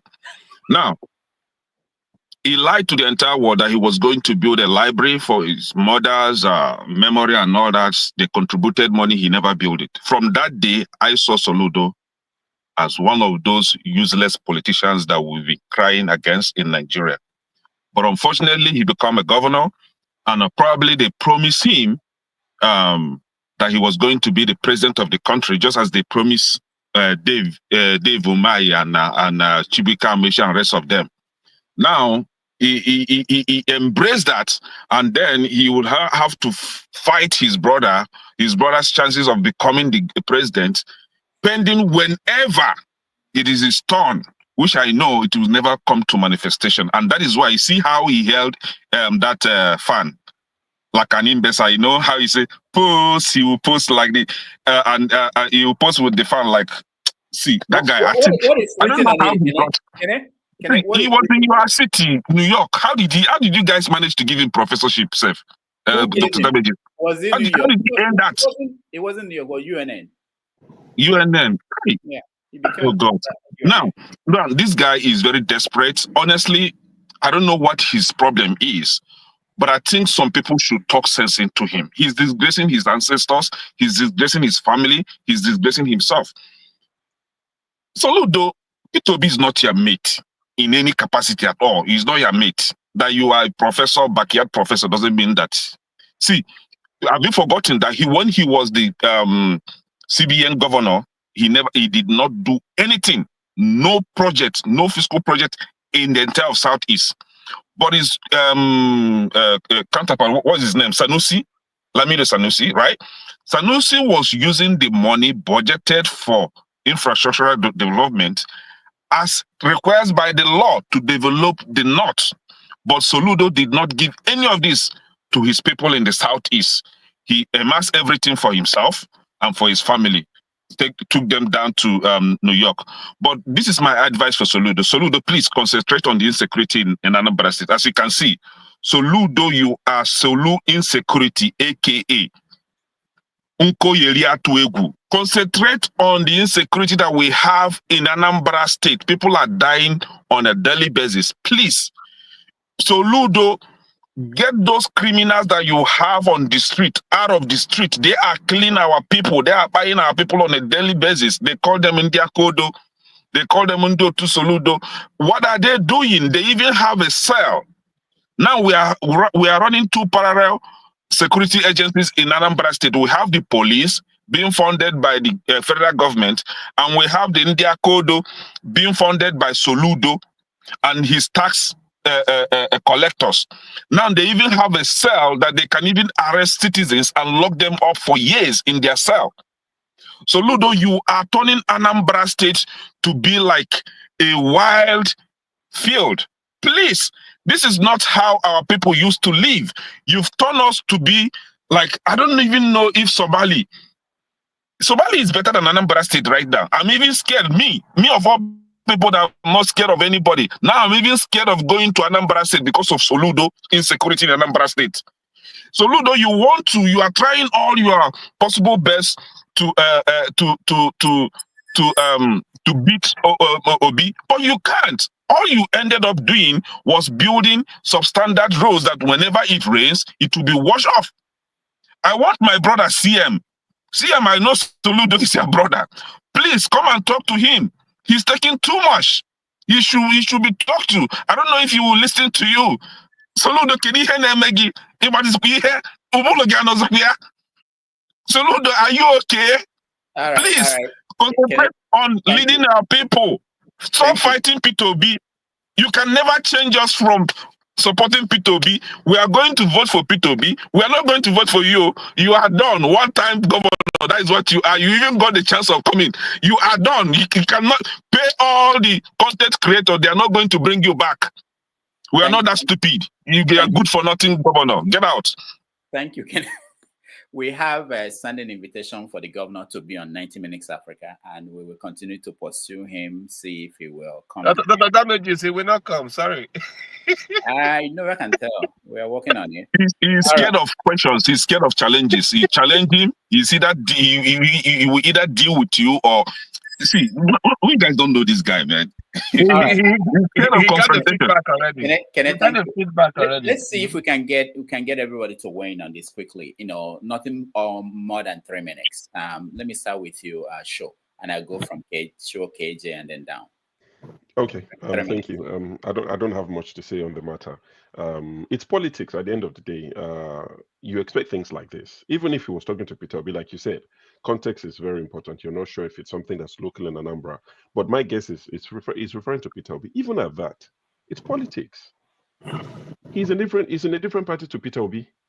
Politics is not where you come and cuddle and hold hands and sing kumbaya.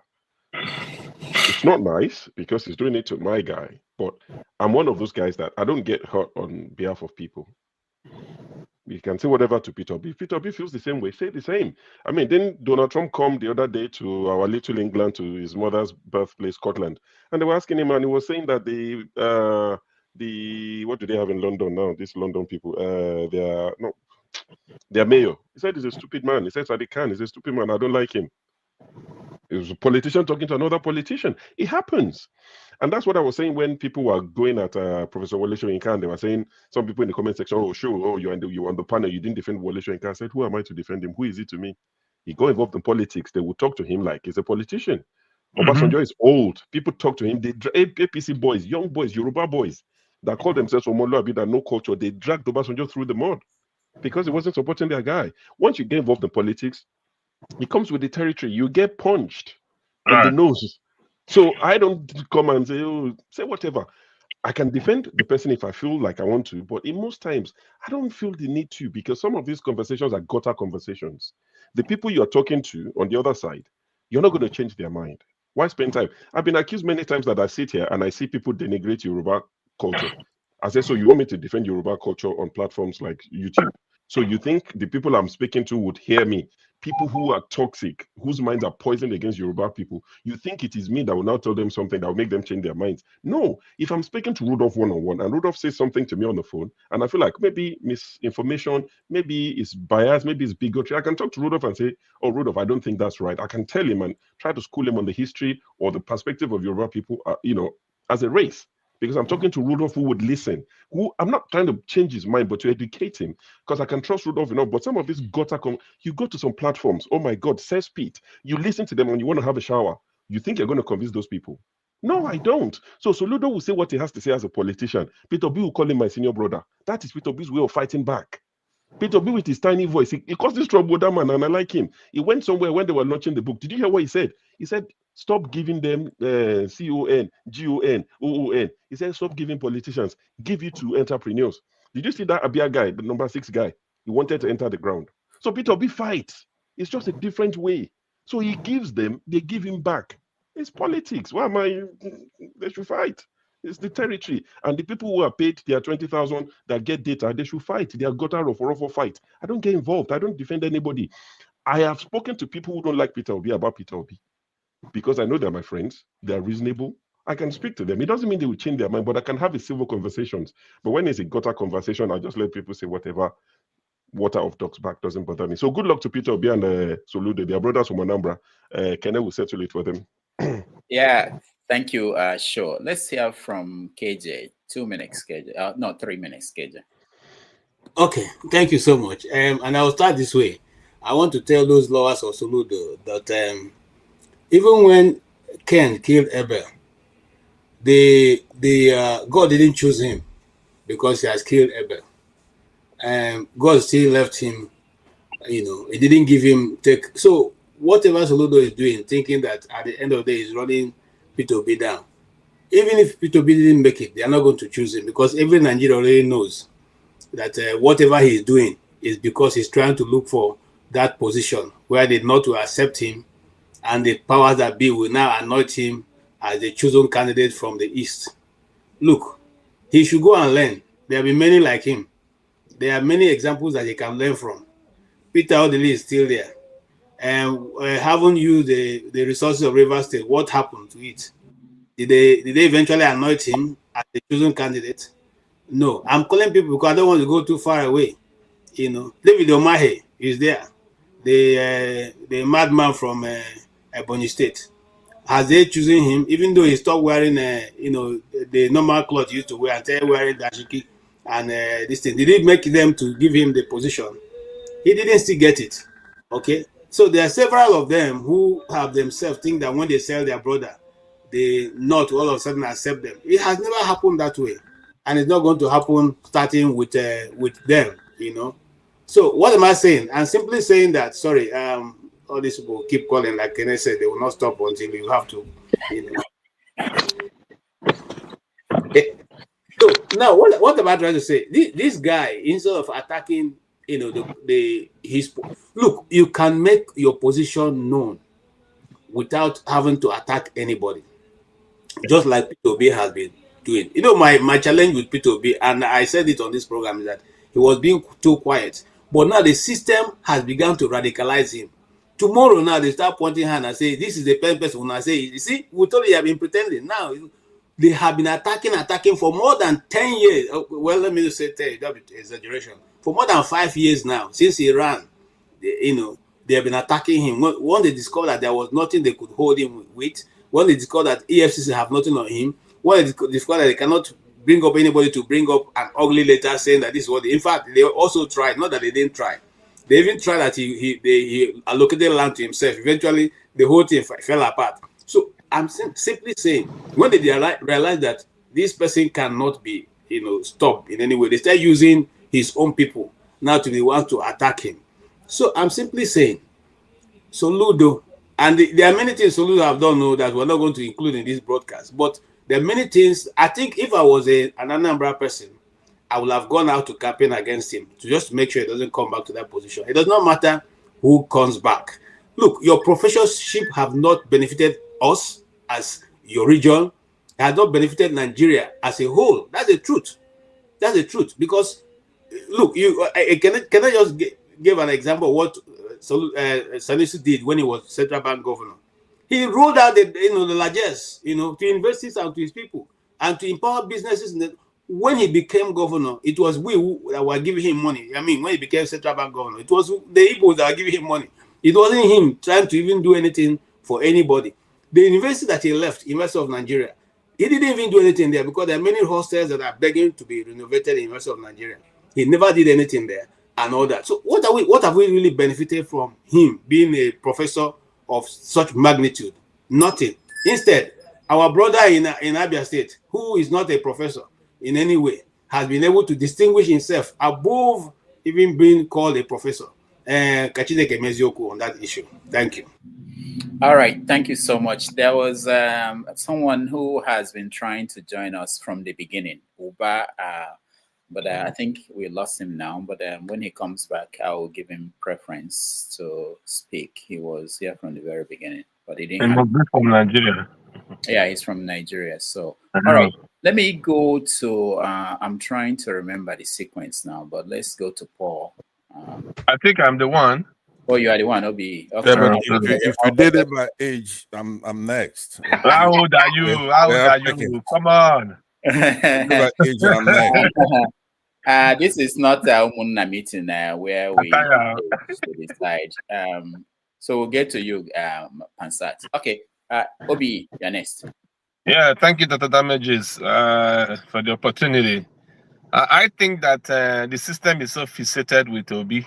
I think, according to the caption, the beautiful bride. And the professor himself has supposed to have learned his lesson by now that the more he talks about Obi, the more his number will reduce. He doesn't get it yet. The more he tried to throw jab at him and do all sort of things, as Obi is not in your ballot now. Obi is not contesting the election with you this time around. Why always looking for a topic sentence that had to do with Obi? You know, because Obi had mentioned it in or probably somebody has said it that Obi will do one term and all that based on coalition. That is what he's saying, not related to his local competitors. Anyway, you know, it's an opportunity for him to throw the jab, thinking that will give him the mercy from the federal to ring election for him. That is just the permutation. I think we understood him far before now.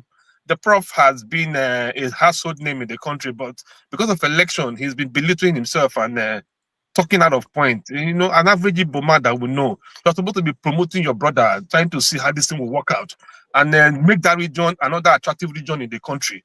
You are there as a governor now. You couldn't facilitate the so-called seaport. You couldn't do anything that will make Igbo make the corridor open the railway line, anything. And yet you are mentioning names, or you are mentioning situations around him. I think he's not done well. He's been like trying to belittle Obi for the sake of his selfish interest, believing that if Obi miss it, it's going to be the next to be like a topic sentence to look at the presidency. But the sorry for him is not going to get there anyway, because it's as difficult as that, you know.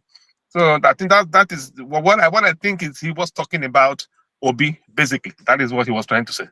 You know, I think it's not necessary at that point. Thank you. All right, thank you, OBE. Let's go to Paul. Paul, you're next. Well, I just think Soludo is just not a very good communicator. That is the problem he's having. He doesn't really know how to do politics. You understand what I mean? Politics plus damage control. You understand how to use reverse psychologies and every other thing. Soludo don't know how to use it. Soludo, like I said some years back about Soludo may just be a good manager who work in the office when they give you targets, you follow your target, you master the thing that you know how to do, and you delivered. That is Soludo. Soludo, as an economic advisor, he advised Obasanjo on some good point. Obasanjo later make him the CBN governor.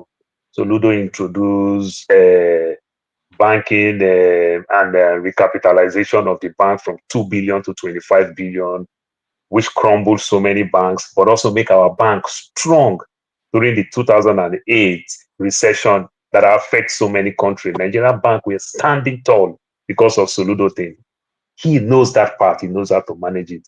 But coming into politics and everything, Soludo has been this person who is a leader, who give taxes, and if you can't do it, I fire you and bring another person. But that's not how you do politics. So he keep making that mistake and everything. You know, these people who are, you know, when somebody who come from a poor home get educated, some of them, they get carried away with it. He brings that arrogancy and everything. Then this thing that Peter Obi keeps saying, my senior brother, go look at Soludo age and Peter Obi. For God's sake, they are age grade. You understand? We have these people in our class. I have people I senior more than 2-3 years in my class, and I have people who also ahead of me like that in my class. They are age grade. They play together. They roll together and everything. So that's how it works. But Soludo, I think he just don't know how to do that part. And when it comes to politics and everything, the Igbo man suffer these things a lot. When everybody believe good percentage of great Igbo leaders is finding the way to say, how do I enjoy this relationship with people from the north and people from the southwest? They tend to hurt their people. They don't know how to manage it very well, good percentage of them. And I hope it won't affect him too and everything. It's just that Obi is so focused and Obi does not know how to do this Moses thing. You understand? This slap me and slap you. Because if Obi stand up and go to that Anambra state that Obi is loved, Obi campaign massively for Soludo's coming election. Soludo will lose the election. But Obi just don't know how to do Moses law. Obi keep doing this Jesus Christ. Faith cometh by hearing of the word. Love your neighbor as I said. If Obi play Moses law, he will kick Soludo out of that ring. I can tell you that because Obi is well loved. If Obi campaign massively in Anambra State, I can tell you people from Imo State, neighboring state will relocate to Anambra State, go quickly, go register and vote against Soludo. But Obi just don't know how to play. Obi should just try treating like Trump. You know the way Trump threatened primary anybody who kick against his policy. Trump will threaten you. If Obi do that, I'm telling you, Soludo will not be talking. But politics is politics. Everybody have their own strategy. That's my take. Thank you, Paul. Let's go to Pansat. Pansat, welcome to the show. Yeah, hello, Dr. Damages. Just come now. I suppose they queue. Everybody. Just came. Today, I'm not going to tolerate any jokes, okay? It's not one of my things. I don't like jokes. So just keep your mouth shut while I'm talking. Rudolph, I'm going to pick a fight with you today. You have 3 minutes. Before I do that, so you have 3 minutes. Let me ask that you extend that time a little bit, because I let everybody come and talk. Let me, because I'm only going to be here a little bit. Just give me like maybe 10 minutes. Let me deal with these things that I want to talk about. 10 minutes? We don't have that kind of time. Okay, 9. I'll do it under 9 minutes. Just give me a minute. I want to talk and then I'll be done, right? There's a lot of topics that you're discussing here. One of the first ones, and I'm taking a risk by doing this one first, it's you, right? I've noticed that everywhere that Peter Obi is being abused, you're there. If it's the Sahara reporters, you were there before. If it's on this platform, you're here.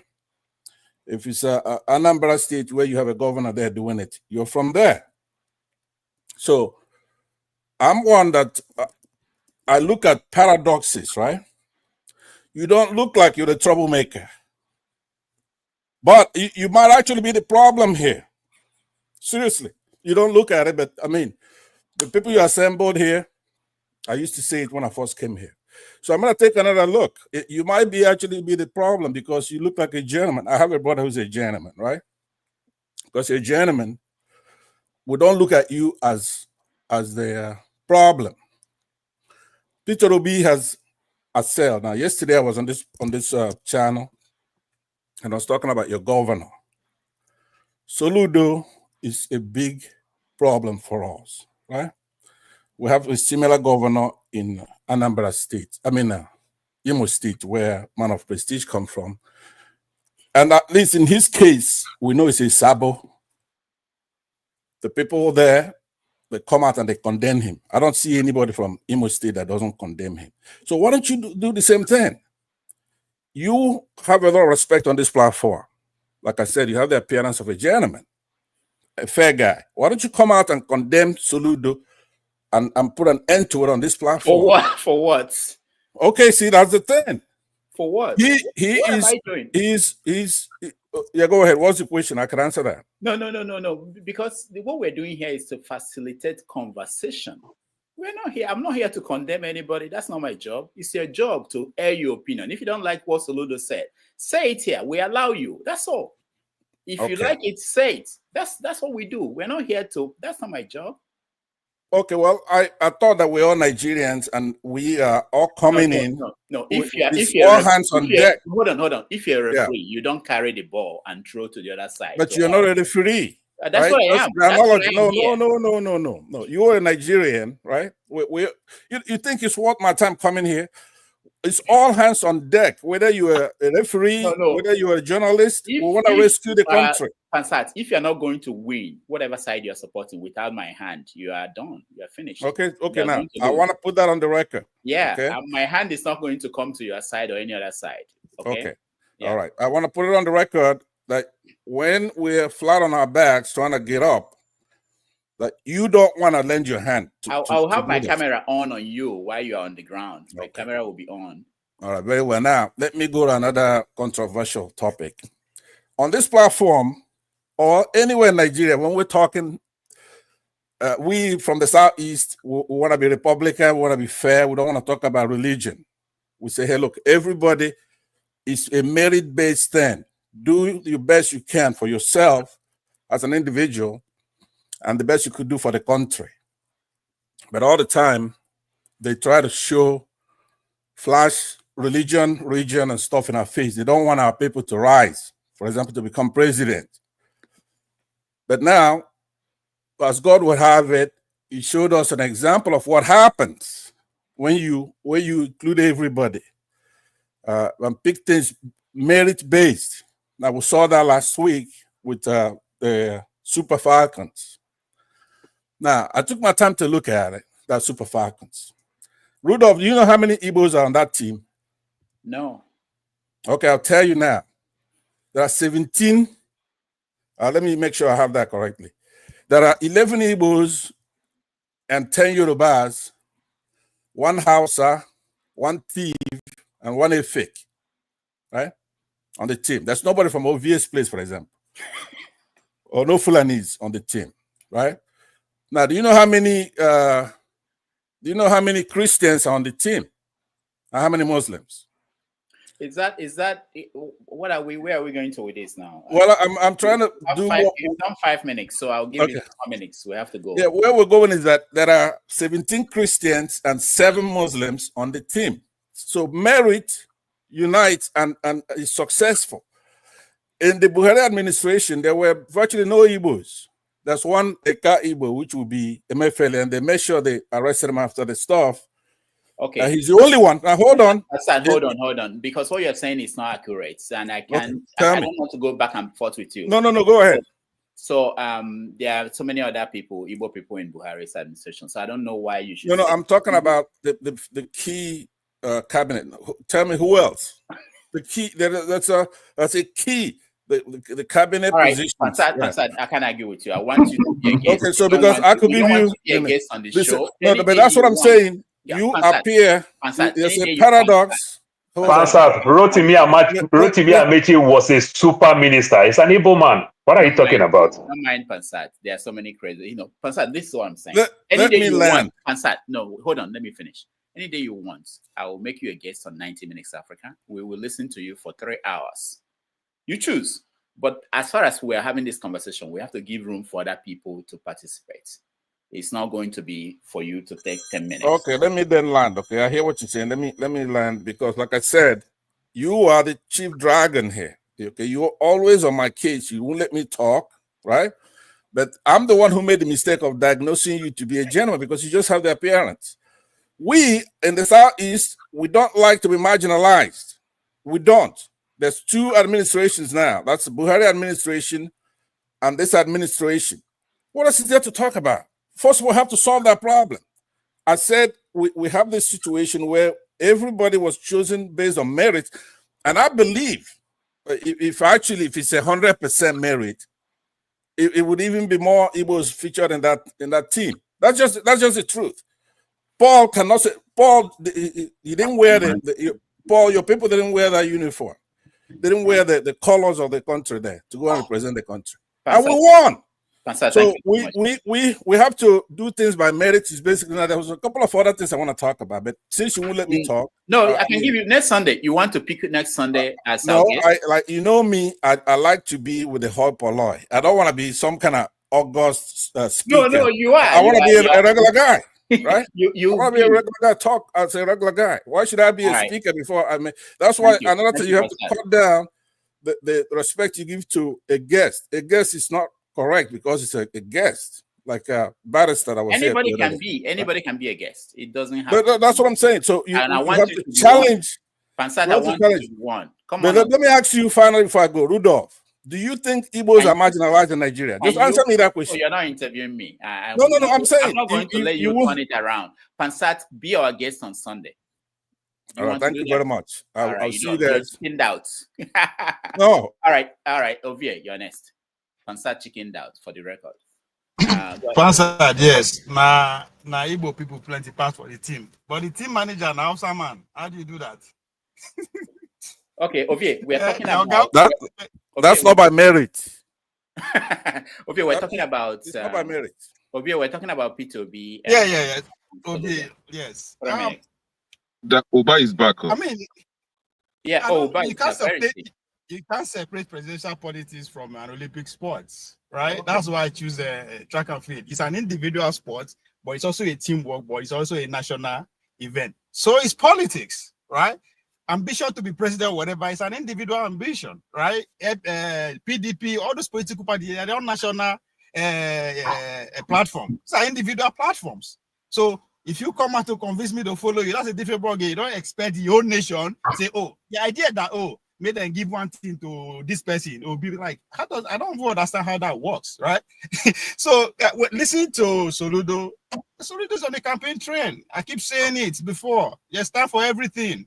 Time to pass. We don't pass now backbones now. So what you see the man is doing is campaigning. And I totally agree with him. Anybody who tells say, oh, I go serve one term, this have to be checked. That's not human trait. You know they happen. Yes, you can talk for campaign reason and all that, but in the real sense of it, the man is right. But again, I think it's a statement that can stand on its own without necessarily attracting to anybody. He's running for a second term, and he make it categorically clear that in Anambra, now the same sickness we get as Nigeria, now turn by turn.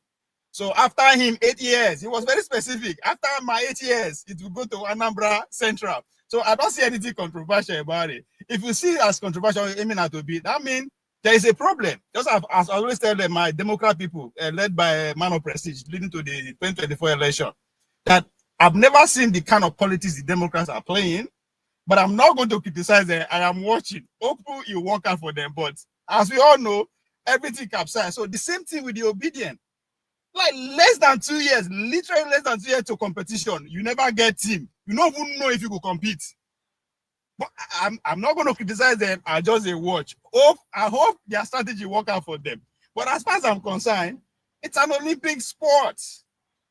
2 years to your event, you don't know where you go feature, then forget about it. Just like one of my coach would say, Yanko, you don't go to a competition because there is a competition. You go to a competition because you are ready.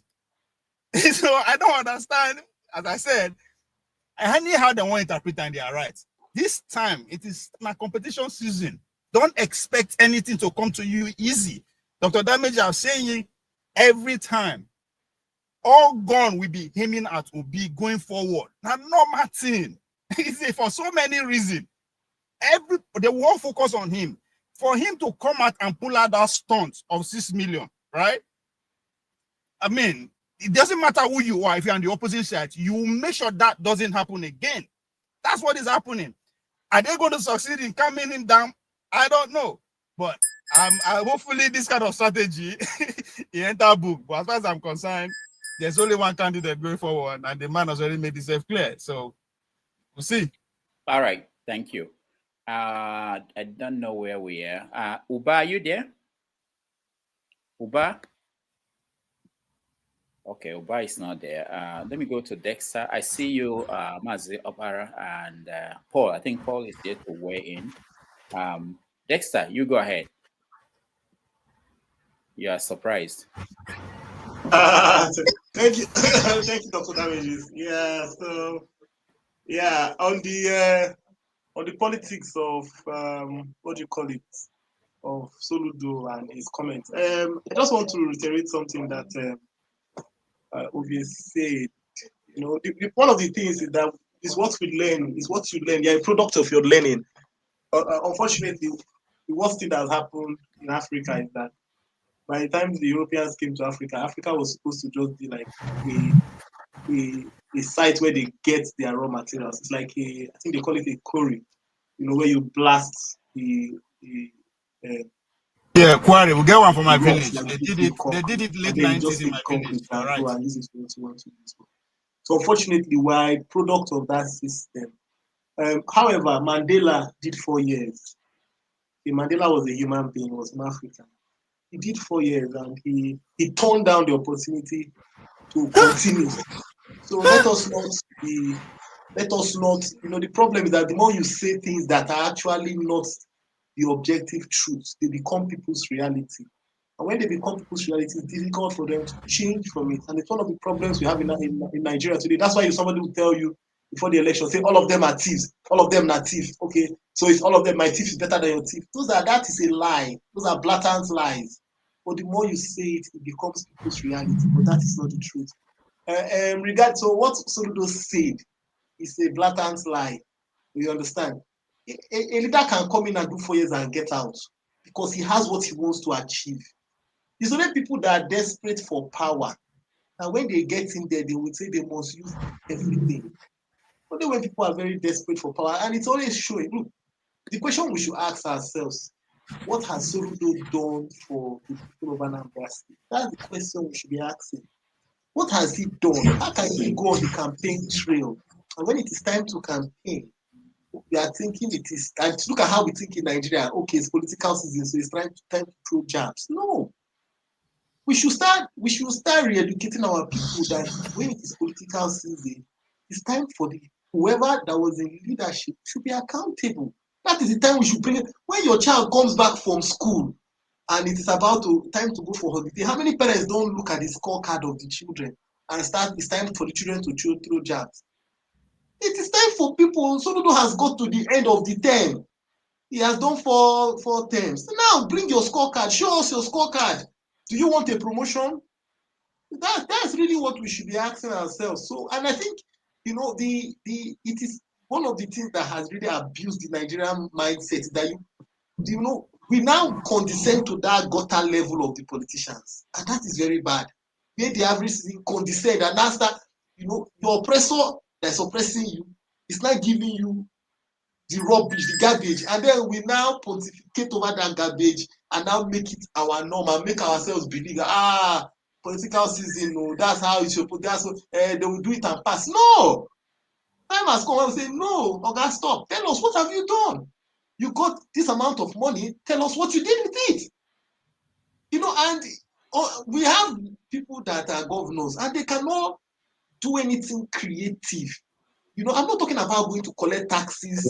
That's no creativity.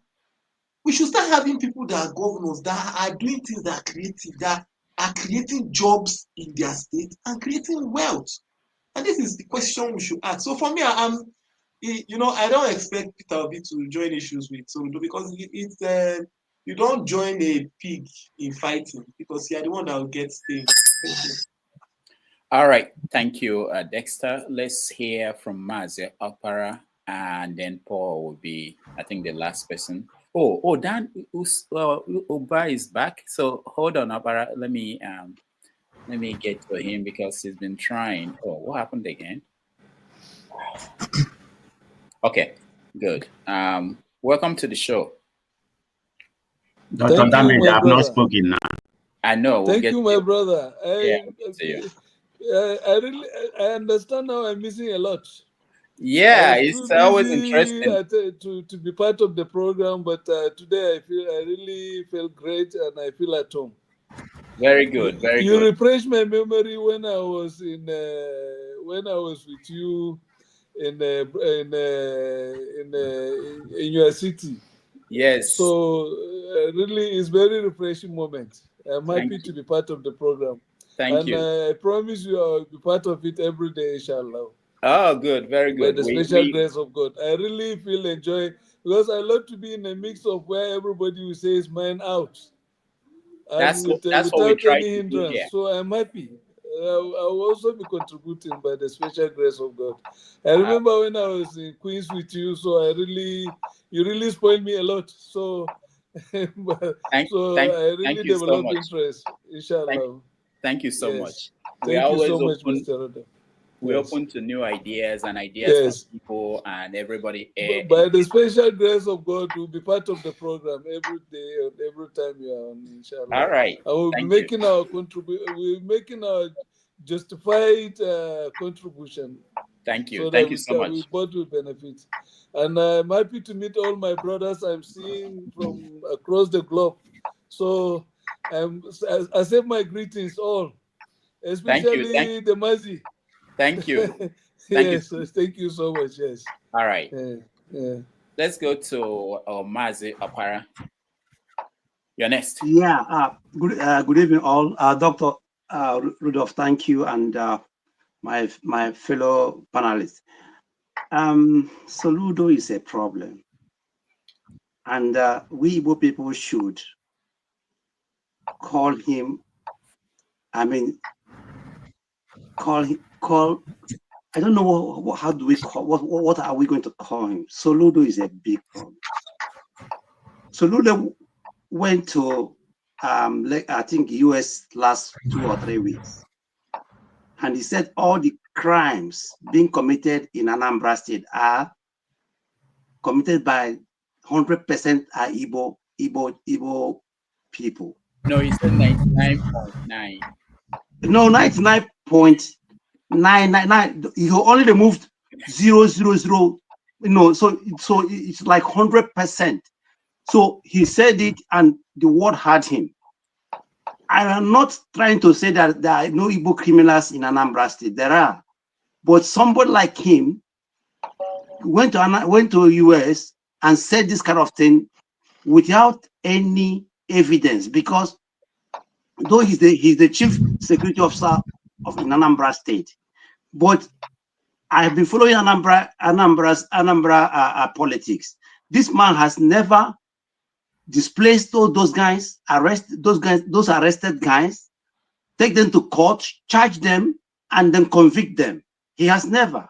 So I don't know where he got that, that numbers. I don't know, because before you could call somebody a criminal, that's just the people you arrested, you convicted, and you put in prison.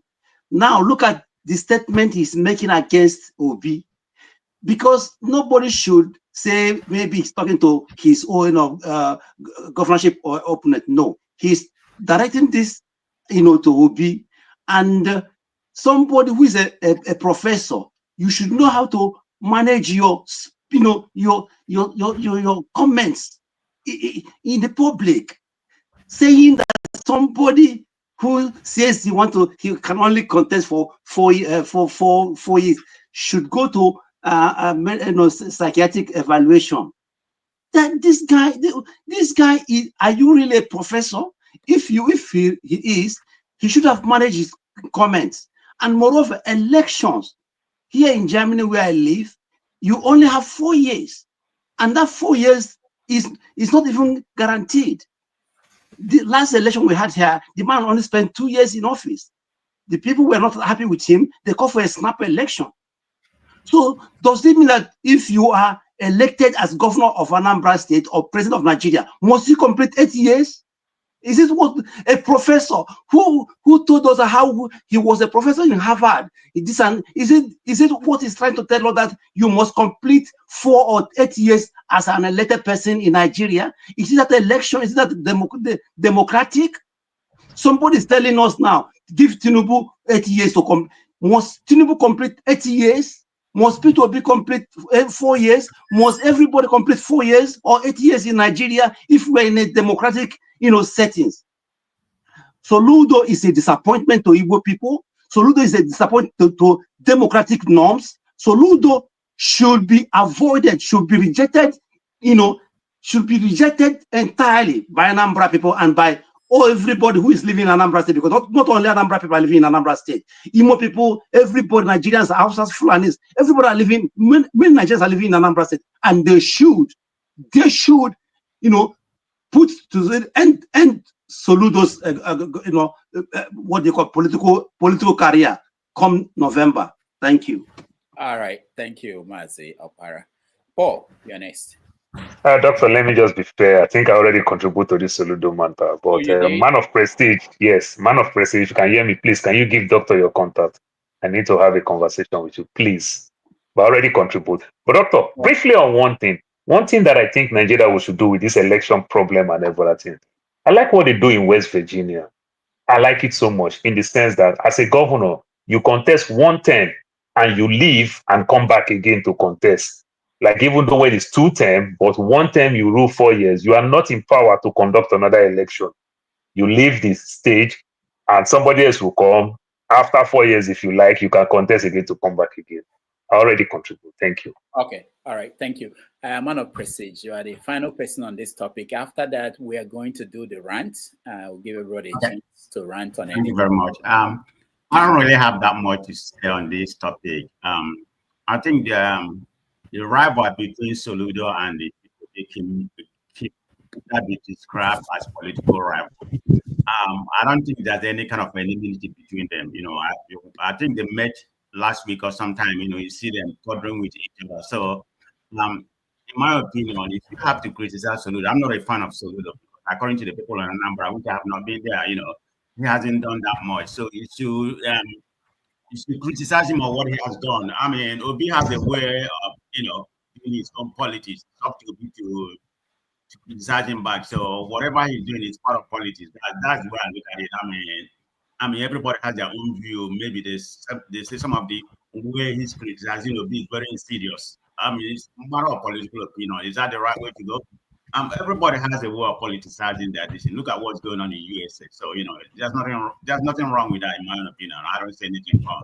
So let that be. But Dr. Damage, I wanted to say something about the World Igbo Congress establishing a Igbo credit union. I don't know if you're aware of it. It was held last week in Boston. So it's more of something to cater for the Igbo land. There's one for Nigeria that is going on too, but I don't know how serious that one is. But the initiative was started in late July, and it's going to commence this month. So you need to look into that. Maybe you're aware of it, so I just want to mention that. All right, thank you. I think I saw something, but I don't know any details. But I'll look into that. I can send you I'm referring to what's happening in that reference. Thank you. All right. Yeah, Paul, I got you. Thank you so much. All right, let me just announce for those watching that tomorrow on 90 Minutes Africa, we are going to bring in a venerable. Venerable is the next position to being bishop in the Church of Nigeria, which is the Anglican Communion. He is going to talk about the role of the church in shaping the human condition in Nigeria. Now, unlike most church leaders in Nigeria, this one is one of the ones going to other countries to preach the gospel where they don't have Christians. Most of our church leaders were people who will come to America or Britain and gather our people and do the tithe and continue what they do at home. So this one goes to where, so it will be an interesting conversation. He has some unique opinion on what's going on with the church and religion in Africa entirely. So we are going to have him join us tomorrow on 90 Minutes Africa at 1:30 p.m. New York time, 6:30 p.m. Nigerian time. So if you can join us, that will be wonderful, and get the opportunity to interact with him. Then the last thing I wanted to show, there is a picture I saw, and there were people making comments on that picture, and that is the picture of vice presidential candidate for Labour Party during the last election. And he went to, I think in the UK, the graduation of his son. And some people were saying that he owned the university in Nigeria. Why is his son going to school abroad? All right, so we don't have time to get to all those. We are going to have a rant, but I want us to take a break. We've not taken a break today. Take a break. When we come back, we will rant. And I wanted us to weigh in on Trump. There were some stories going on about America, and Trump continues to change the structure of things in the US and around the world. So we'll get to that. But for now, let's take a quick break. And when we come back, we'll continue the conversation.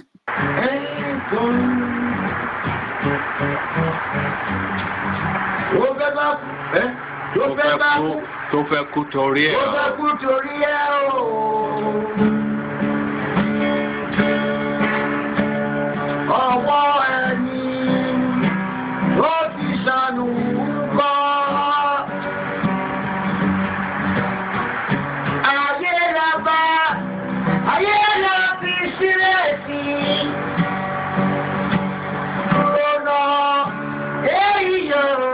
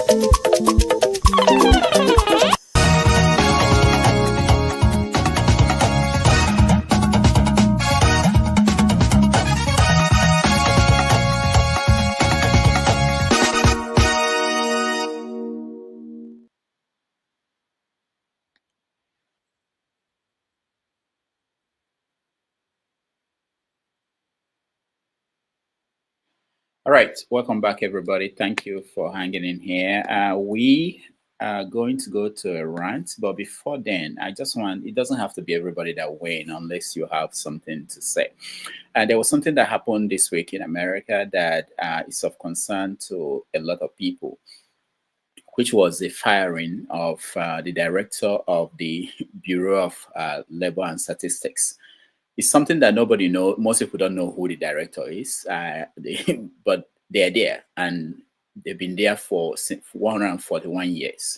That office, Congress established that in 18 something, and yesterday Trump fired the director. Not yesterday, day before yesterday, I believe, or yesterday, because the job numbers didn't come out good. It wasn't what he wanted. He gave reasons. One of the reasons he gave was that they were manipulating numbers. Now, what pissed him off wasn't that the job that the economists were expecting that it should be about 110,000 jobs, but it came up with as 73,000. But the one that was damaging was the number of revision they did to the last few months. And that revision gave the figures to be something like about 250,000 changed in the revision.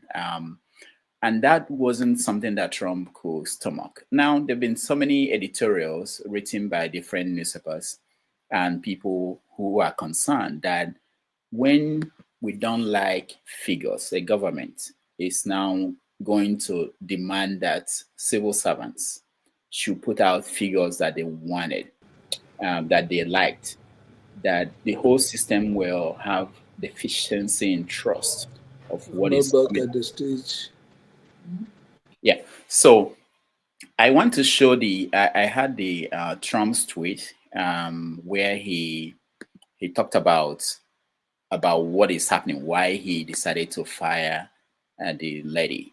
By the way, the lady was appointed by Biden, and when Biden was president, the person that was at the Bureau of Labor Statistics was an appointee of Trump.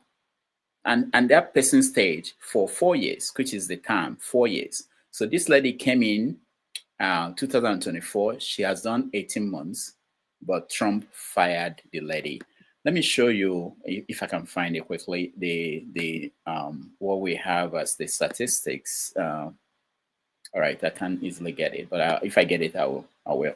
So people are concerned about this decision, because what it means is that also you guys know about the Federal Reserve.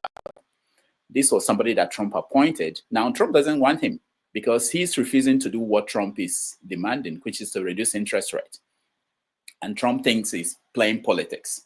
Now, these are small things, but these are the things that is the difference between America and Africa. You know, this is similar to what someone like Idi Amin did, which was to say, I want you to print money. And the central bank governor said, I can't print money. He removed the guy and put somebody that will print money for him. It's the kind of thing that you see in some countries. And to people here in America, a lot of people who are not invested in the minute and nuances of what's going on, it doesn't matter much, but it's very important. And these are where we have problems in Africa, where the presidents, like Bola Tinubu, for instance, we decide to donate money to these players, $100,000 for each. The total amount, I calculated it, maybe about 5 billion or more than that, in a country where our chief of army staff is saying we don't have money to accommodate the people we recruited to be in the military. You know, we don't ask questions. The wife of the president came out and donated 1 billion. Where is the money coming from? Don't ask questions, and that's why we are the way we are. And then we have, so we're watching America go the route of all these other countries. One of the ways it will impact us is that we don't have a way to say, our leaders in Africa could look at it and point at America and say, if Trump is doing it, it's okay. So how do we challenge them? How do we challenge them? All right, that's my rant. So it's interesting to hear KJ point of view. I'm waiting. No, he doesn't have to weigh in on my own rants. You know, he can weigh in his own way. KJ, you have 2 minutes. Okay, thank you so much. And I'm sorry I'm going to disappoint the man of prestige. Yes. You see, I for one do not claim to know much of American politics, and so um, how how it operates is a bit sometimes not very clear to me. But from what you have said, I know that if that is the way it is done, then it's not properly done. But I do not necessarily see, or rather, we connect his actions with what is going on in Nigeria, because our own situation is worse than what America is going through. Because if here in America you can claim to go to the court of justice and get justice, if you don't get it at the first instance, you can get at the second or the third. You can even go up the way to the Supreme Court, and between those processes, somebody will be there to stand boldly to say, no, this is wrong, and it will be upheld. But in our own situation, you don't even get. In fact, the lower cost sometimes is just like like you're acting a Nollywood movie in Nigeria. It doesn't go as if you are coming for justice. Like they even are following to attack you on the situation. So it's much difficult, and in our own Nigerian situation. And then I do not. Again, I repeat, I do not. I'm not concerned about those who money have been given to for being able to expand their energy in 90 minutes. Some of those people who work in, if you're a sports person, you know that in 90 minutes, you will have spent enough energy that will last you 2 years. In 90 minutes, just in 90 minutes. A tough match can even be more than that. So far, sometimes when you calculate how many miles those players have run within that space of time, you'll be amazed at what you will have covered. So it's a lot of energy. It's a lot of energy expanded from their own body, and so I believe that is a work appreciated, or rather, is the whatever they're getting is in line, or is commensurate with what the work they put in. What about those who sit in the office in the National Assembly for how long? Every year they get $30 million naira to their pockets, minus other things that they're getting free of charge. Okay, what about those who are the entourages of these governors and the president, who fly private jets all around the country? What about, you see, the last look, a state itself spent 3 point something billion dollars on just travels alone. What are they doing with those money?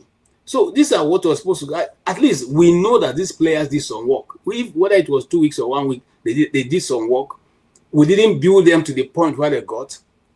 If they are supposed to be bringing their managers to negotiate their fees, I'm sure that they will negotiate better and higher. But they are not negotiating. They are playing for national pride, and they are able to put their lives on the line. If any of them break leg, it will be to him and his family. Nobody will be concerned about them. We know of the great Yashin Yakini, who scored the first international goal in Nigeria. How did he end up? How did the last person end up? These are what some of us consider. If you are a sports lover, and if you play sports to the point, I'm not saying, like I said, I didn't play out to the level of, Mr. Pablo, but I played sports. I played to the state level, and I know what players go through. Okay, some of those people are still playing. They are now coaches in the states, and you can see their life has not even changed. But you see that they are training people constantly who are turning out to represent Nigeria at every level, and yet the system doesn't recognize them. It's only when you're able to get to the top, as this person have got now, that you are able to be recognized. In fact, the coach have been given chief sergeant title in his community, and I appreciate that because it's work done. What about all these armed robbers and thieves who are driving around, in Maybach in Nigeria, who have been collecting national awards and are giving, collecting their money? What work have they done?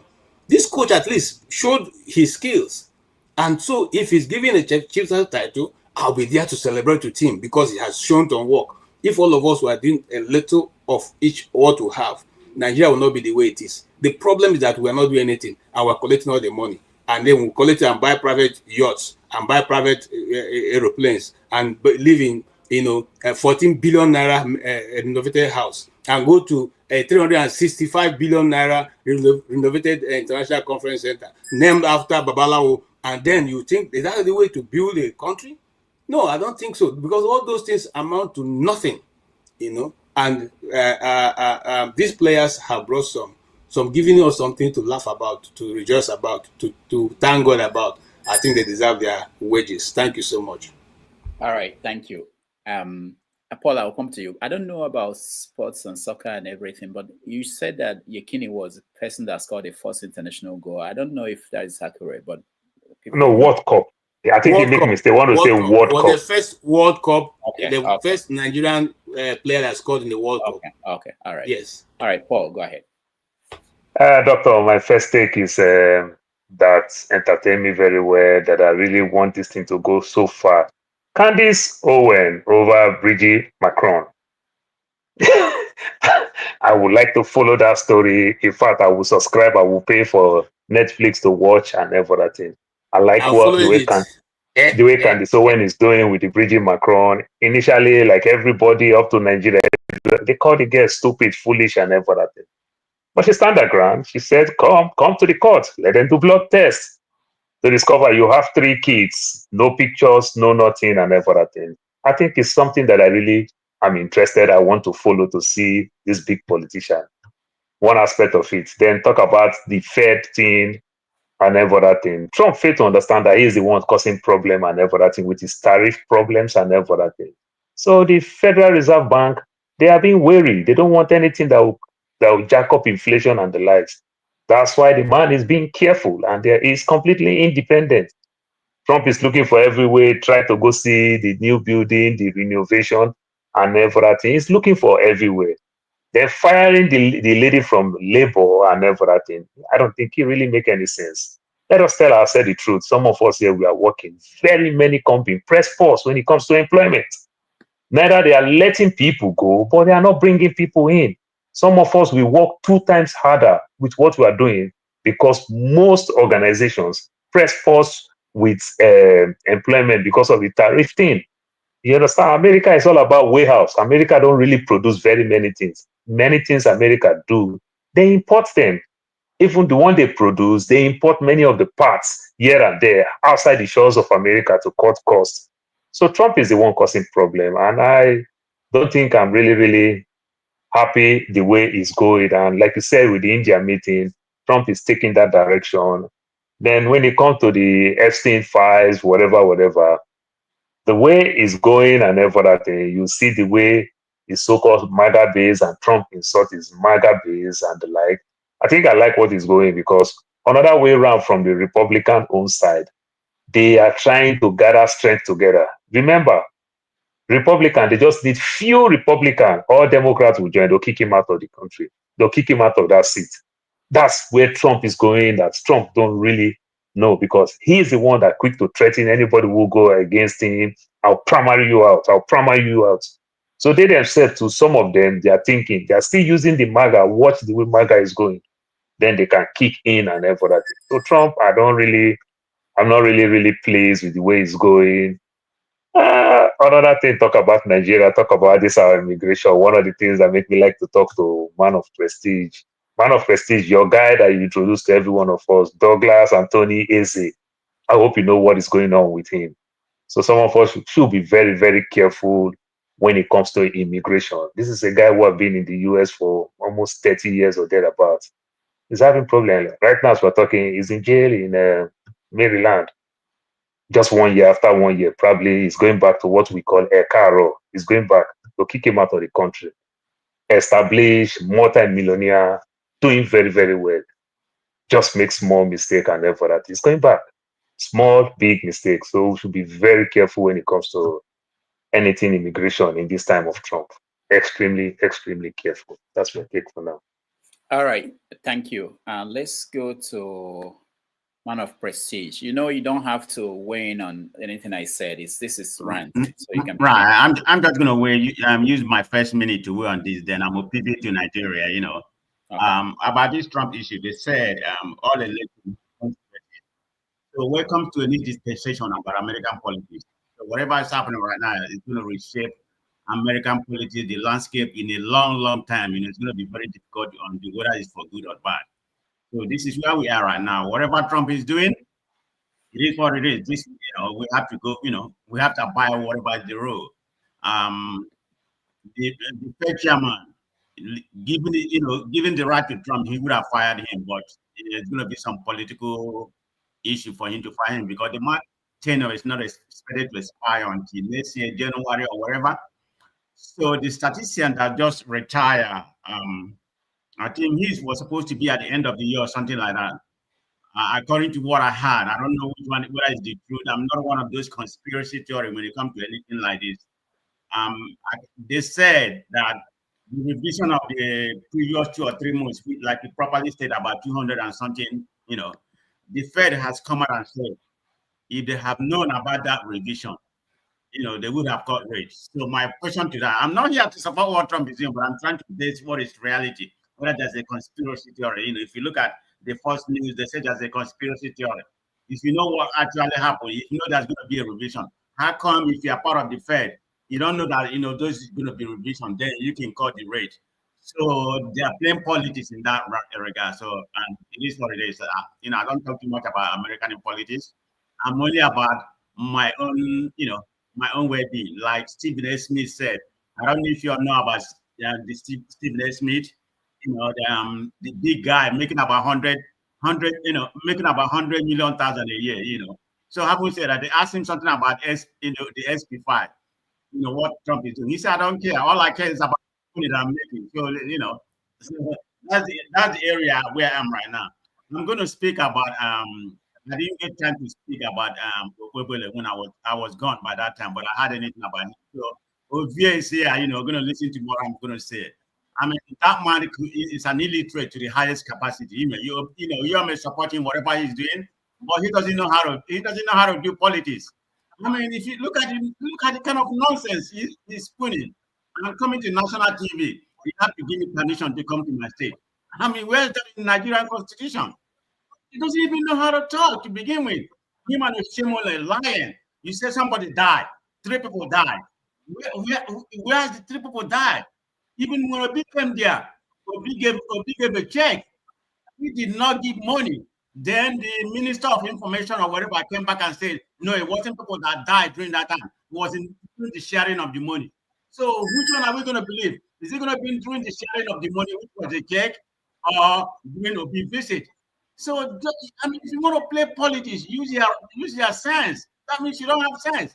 And you have a Shemole that come there, and even lie, saying that the school was a government-sponsored, school. But that's a lie. The head of that place, the Catholic of that school has came out that was a private school. So, yeah, go on and lecture your governor. Okay, I know you have some senses. And when you want to play politics, play like a smart person. Don't play like a dumb person like he is. He may be doing well for a governor, but that's not the right way to politics, in my own opinion. Thank you, Dr. Adami. All right. Thank you, man of prestige. Ovie, you're next. Person go talk for inside in bedroom. The whole world go to shake. Still, they say no sabi politics. Then what is politics? I don't understand. A village man they talk. You city boy you they shake. You say no sabi politics. Okay, I think the educated ones should be ashamed of themselves. If they open your mouth up for public, say an illiterate beat you. Like, how do you explain that? The same rights and PhD holder has to govern his state is the same right somebody will be mumufu has to govern that state. It is a competition. Go win. We go win again.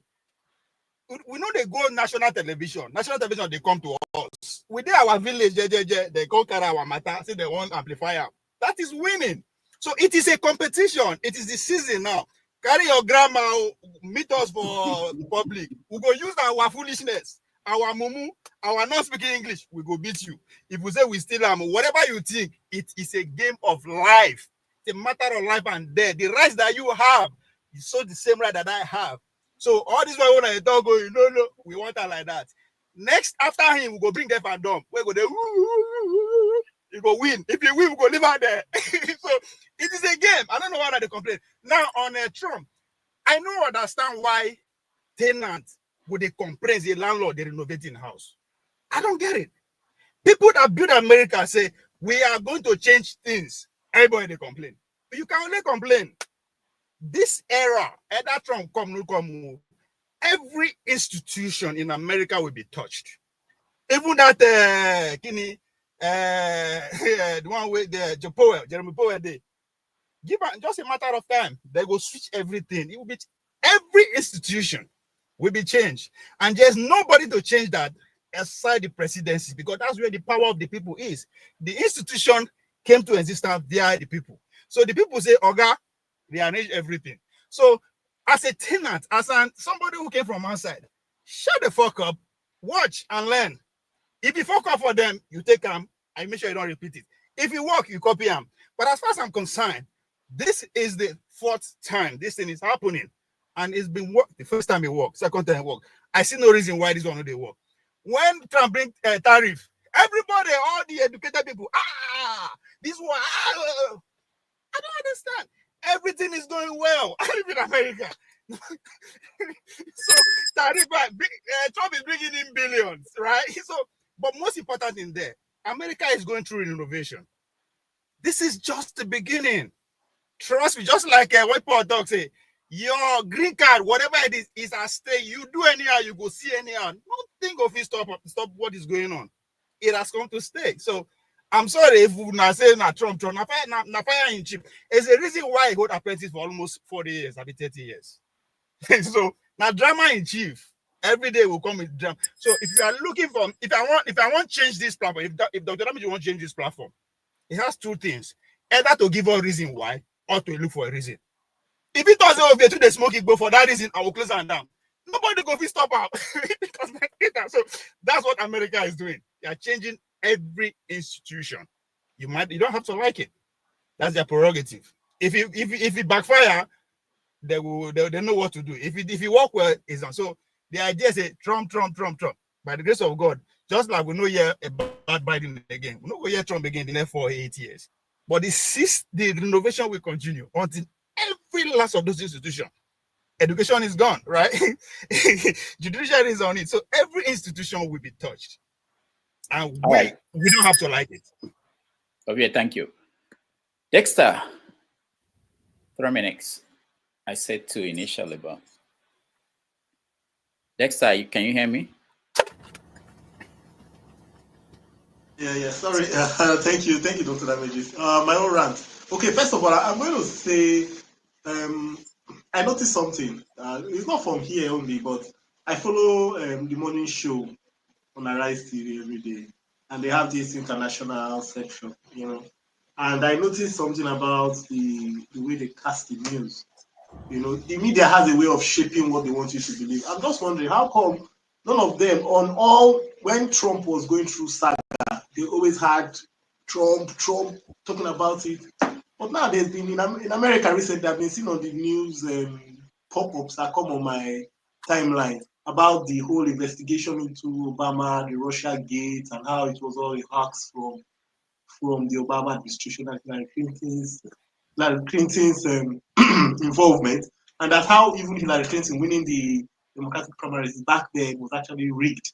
I'm just saying, like, how media is supposed to be independent, but the truth about it is that the people that present the media cannot help but put in their biases because they choose what should be heard. Like I said, on Arise TV, there's this lady Adefemi that does the international news.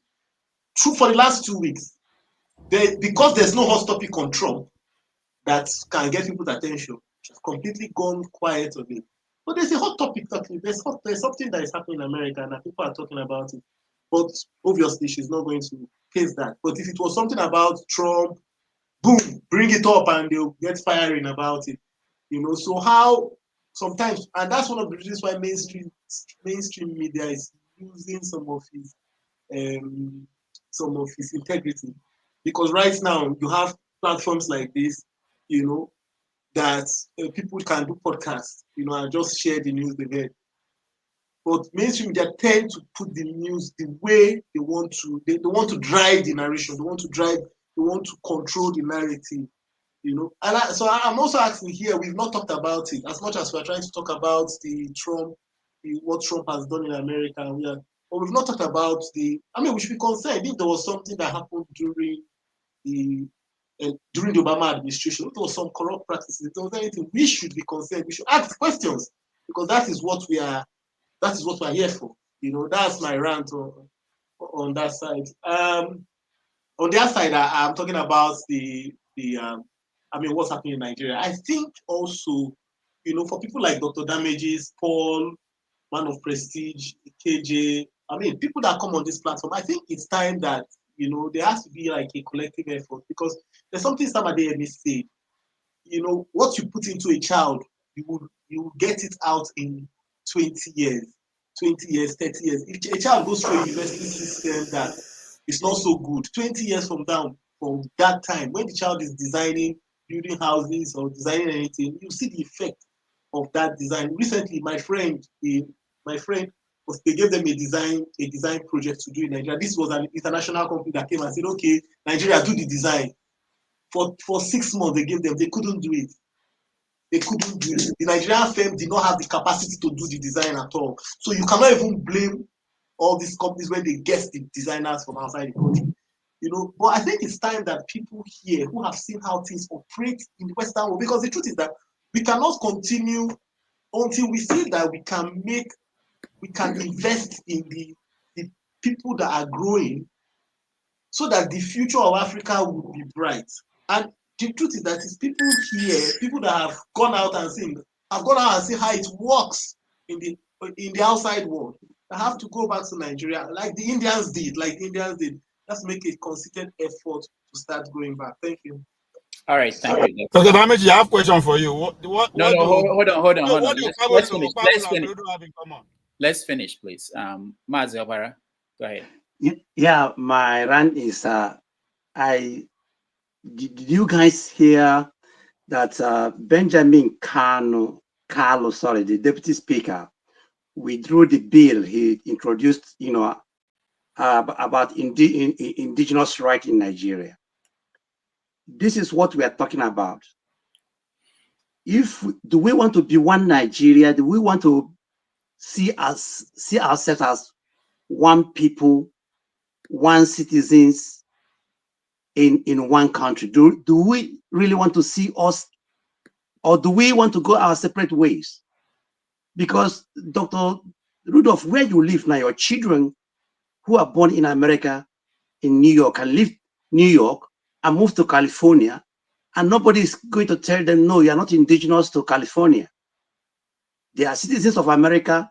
They can move around America and become whatever they want to become in any state in America. But it's not like that in Nigeria. This young man introduced that in a bill at the House of Rape, and he was rejected. Some people call it that they want, you know, time it as Igbo people want to change demography in where they dominate, because there are more people, more Igbos in some states than the natives of that state. This is what we're talking about in a country that we are spending our time, spending our money trying to make that place work. But look at how everything is about ethnicity and religion. And this is the country we want to belong to. We want to make it great, right? Something is wrong. Then what about what do you call that? This girl that won this African Cup. These girls.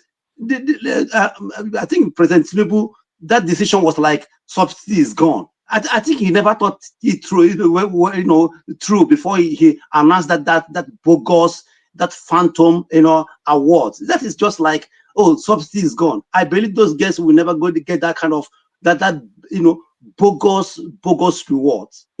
Finally, Trump here in Germany, there's a case here now. A judge, the conservative want this judge to be in the federal, Supreme Court, but this woman is pro-abortion. Now the chancellor wants to remove this lady. Because a Christian party, the CDU, they want to remove this woman and put somebody a woman that can help them, get this thing through. Now there is a problem. This woman is qualified to be one of the Supreme judges, but because of her belief, now they want to remove her. So in every country, there is politicians can manipulate things. Not only Trump. Politicians want to have their way. in any way, Germany, anywhere, Canada, anywhere. Look at what is happening in the UK. The Prime Minister wants to get his way by supporting immigration, and the other people don't want it. So every politician wants to get something done, and I mean manipulate, things and change things. I think not only Trump, but every politician. Thank you. All right, thank you so much. Ovie, what was your question? I wanted to ask what Okpayolo and Governor Soludo have in common, because the obedience seems to see them as one guy PhD. They say you don't know anything, it's a mistake. The other one, he didn't understand this. So what is the problem of obedience? They are so confused. Ovie, now America, one side the cold well, one side the hot well. Yeah. All right. All right. You have to find this academically running as a governor. When I say I know what I know good. This one where they say no go school enough. So what do you people want? All right. We have to go. The other show is about to start. Thank you everybody who joined us. Thank you, Mazakwara, for being here. Thank you, Dexter. Thank you, Paul. Thank you, KJ, and thank you, Ovie.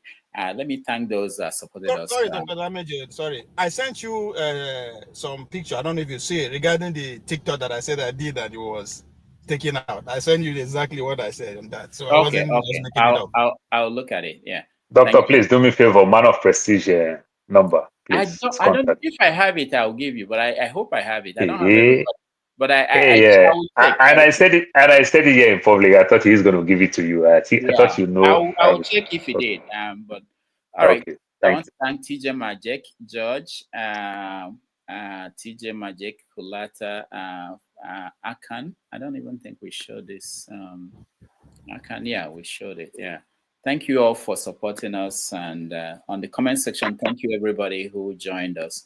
We'll be back tomorrow on 90 Minutes Africa with Venerable Ike Chukwuka. So, on behalf of everybody behind the scene who helped to produce this show, thank you all for watching. And you can go over to Forefather is hosting the next stream, and I will see you tomorrow. Take care.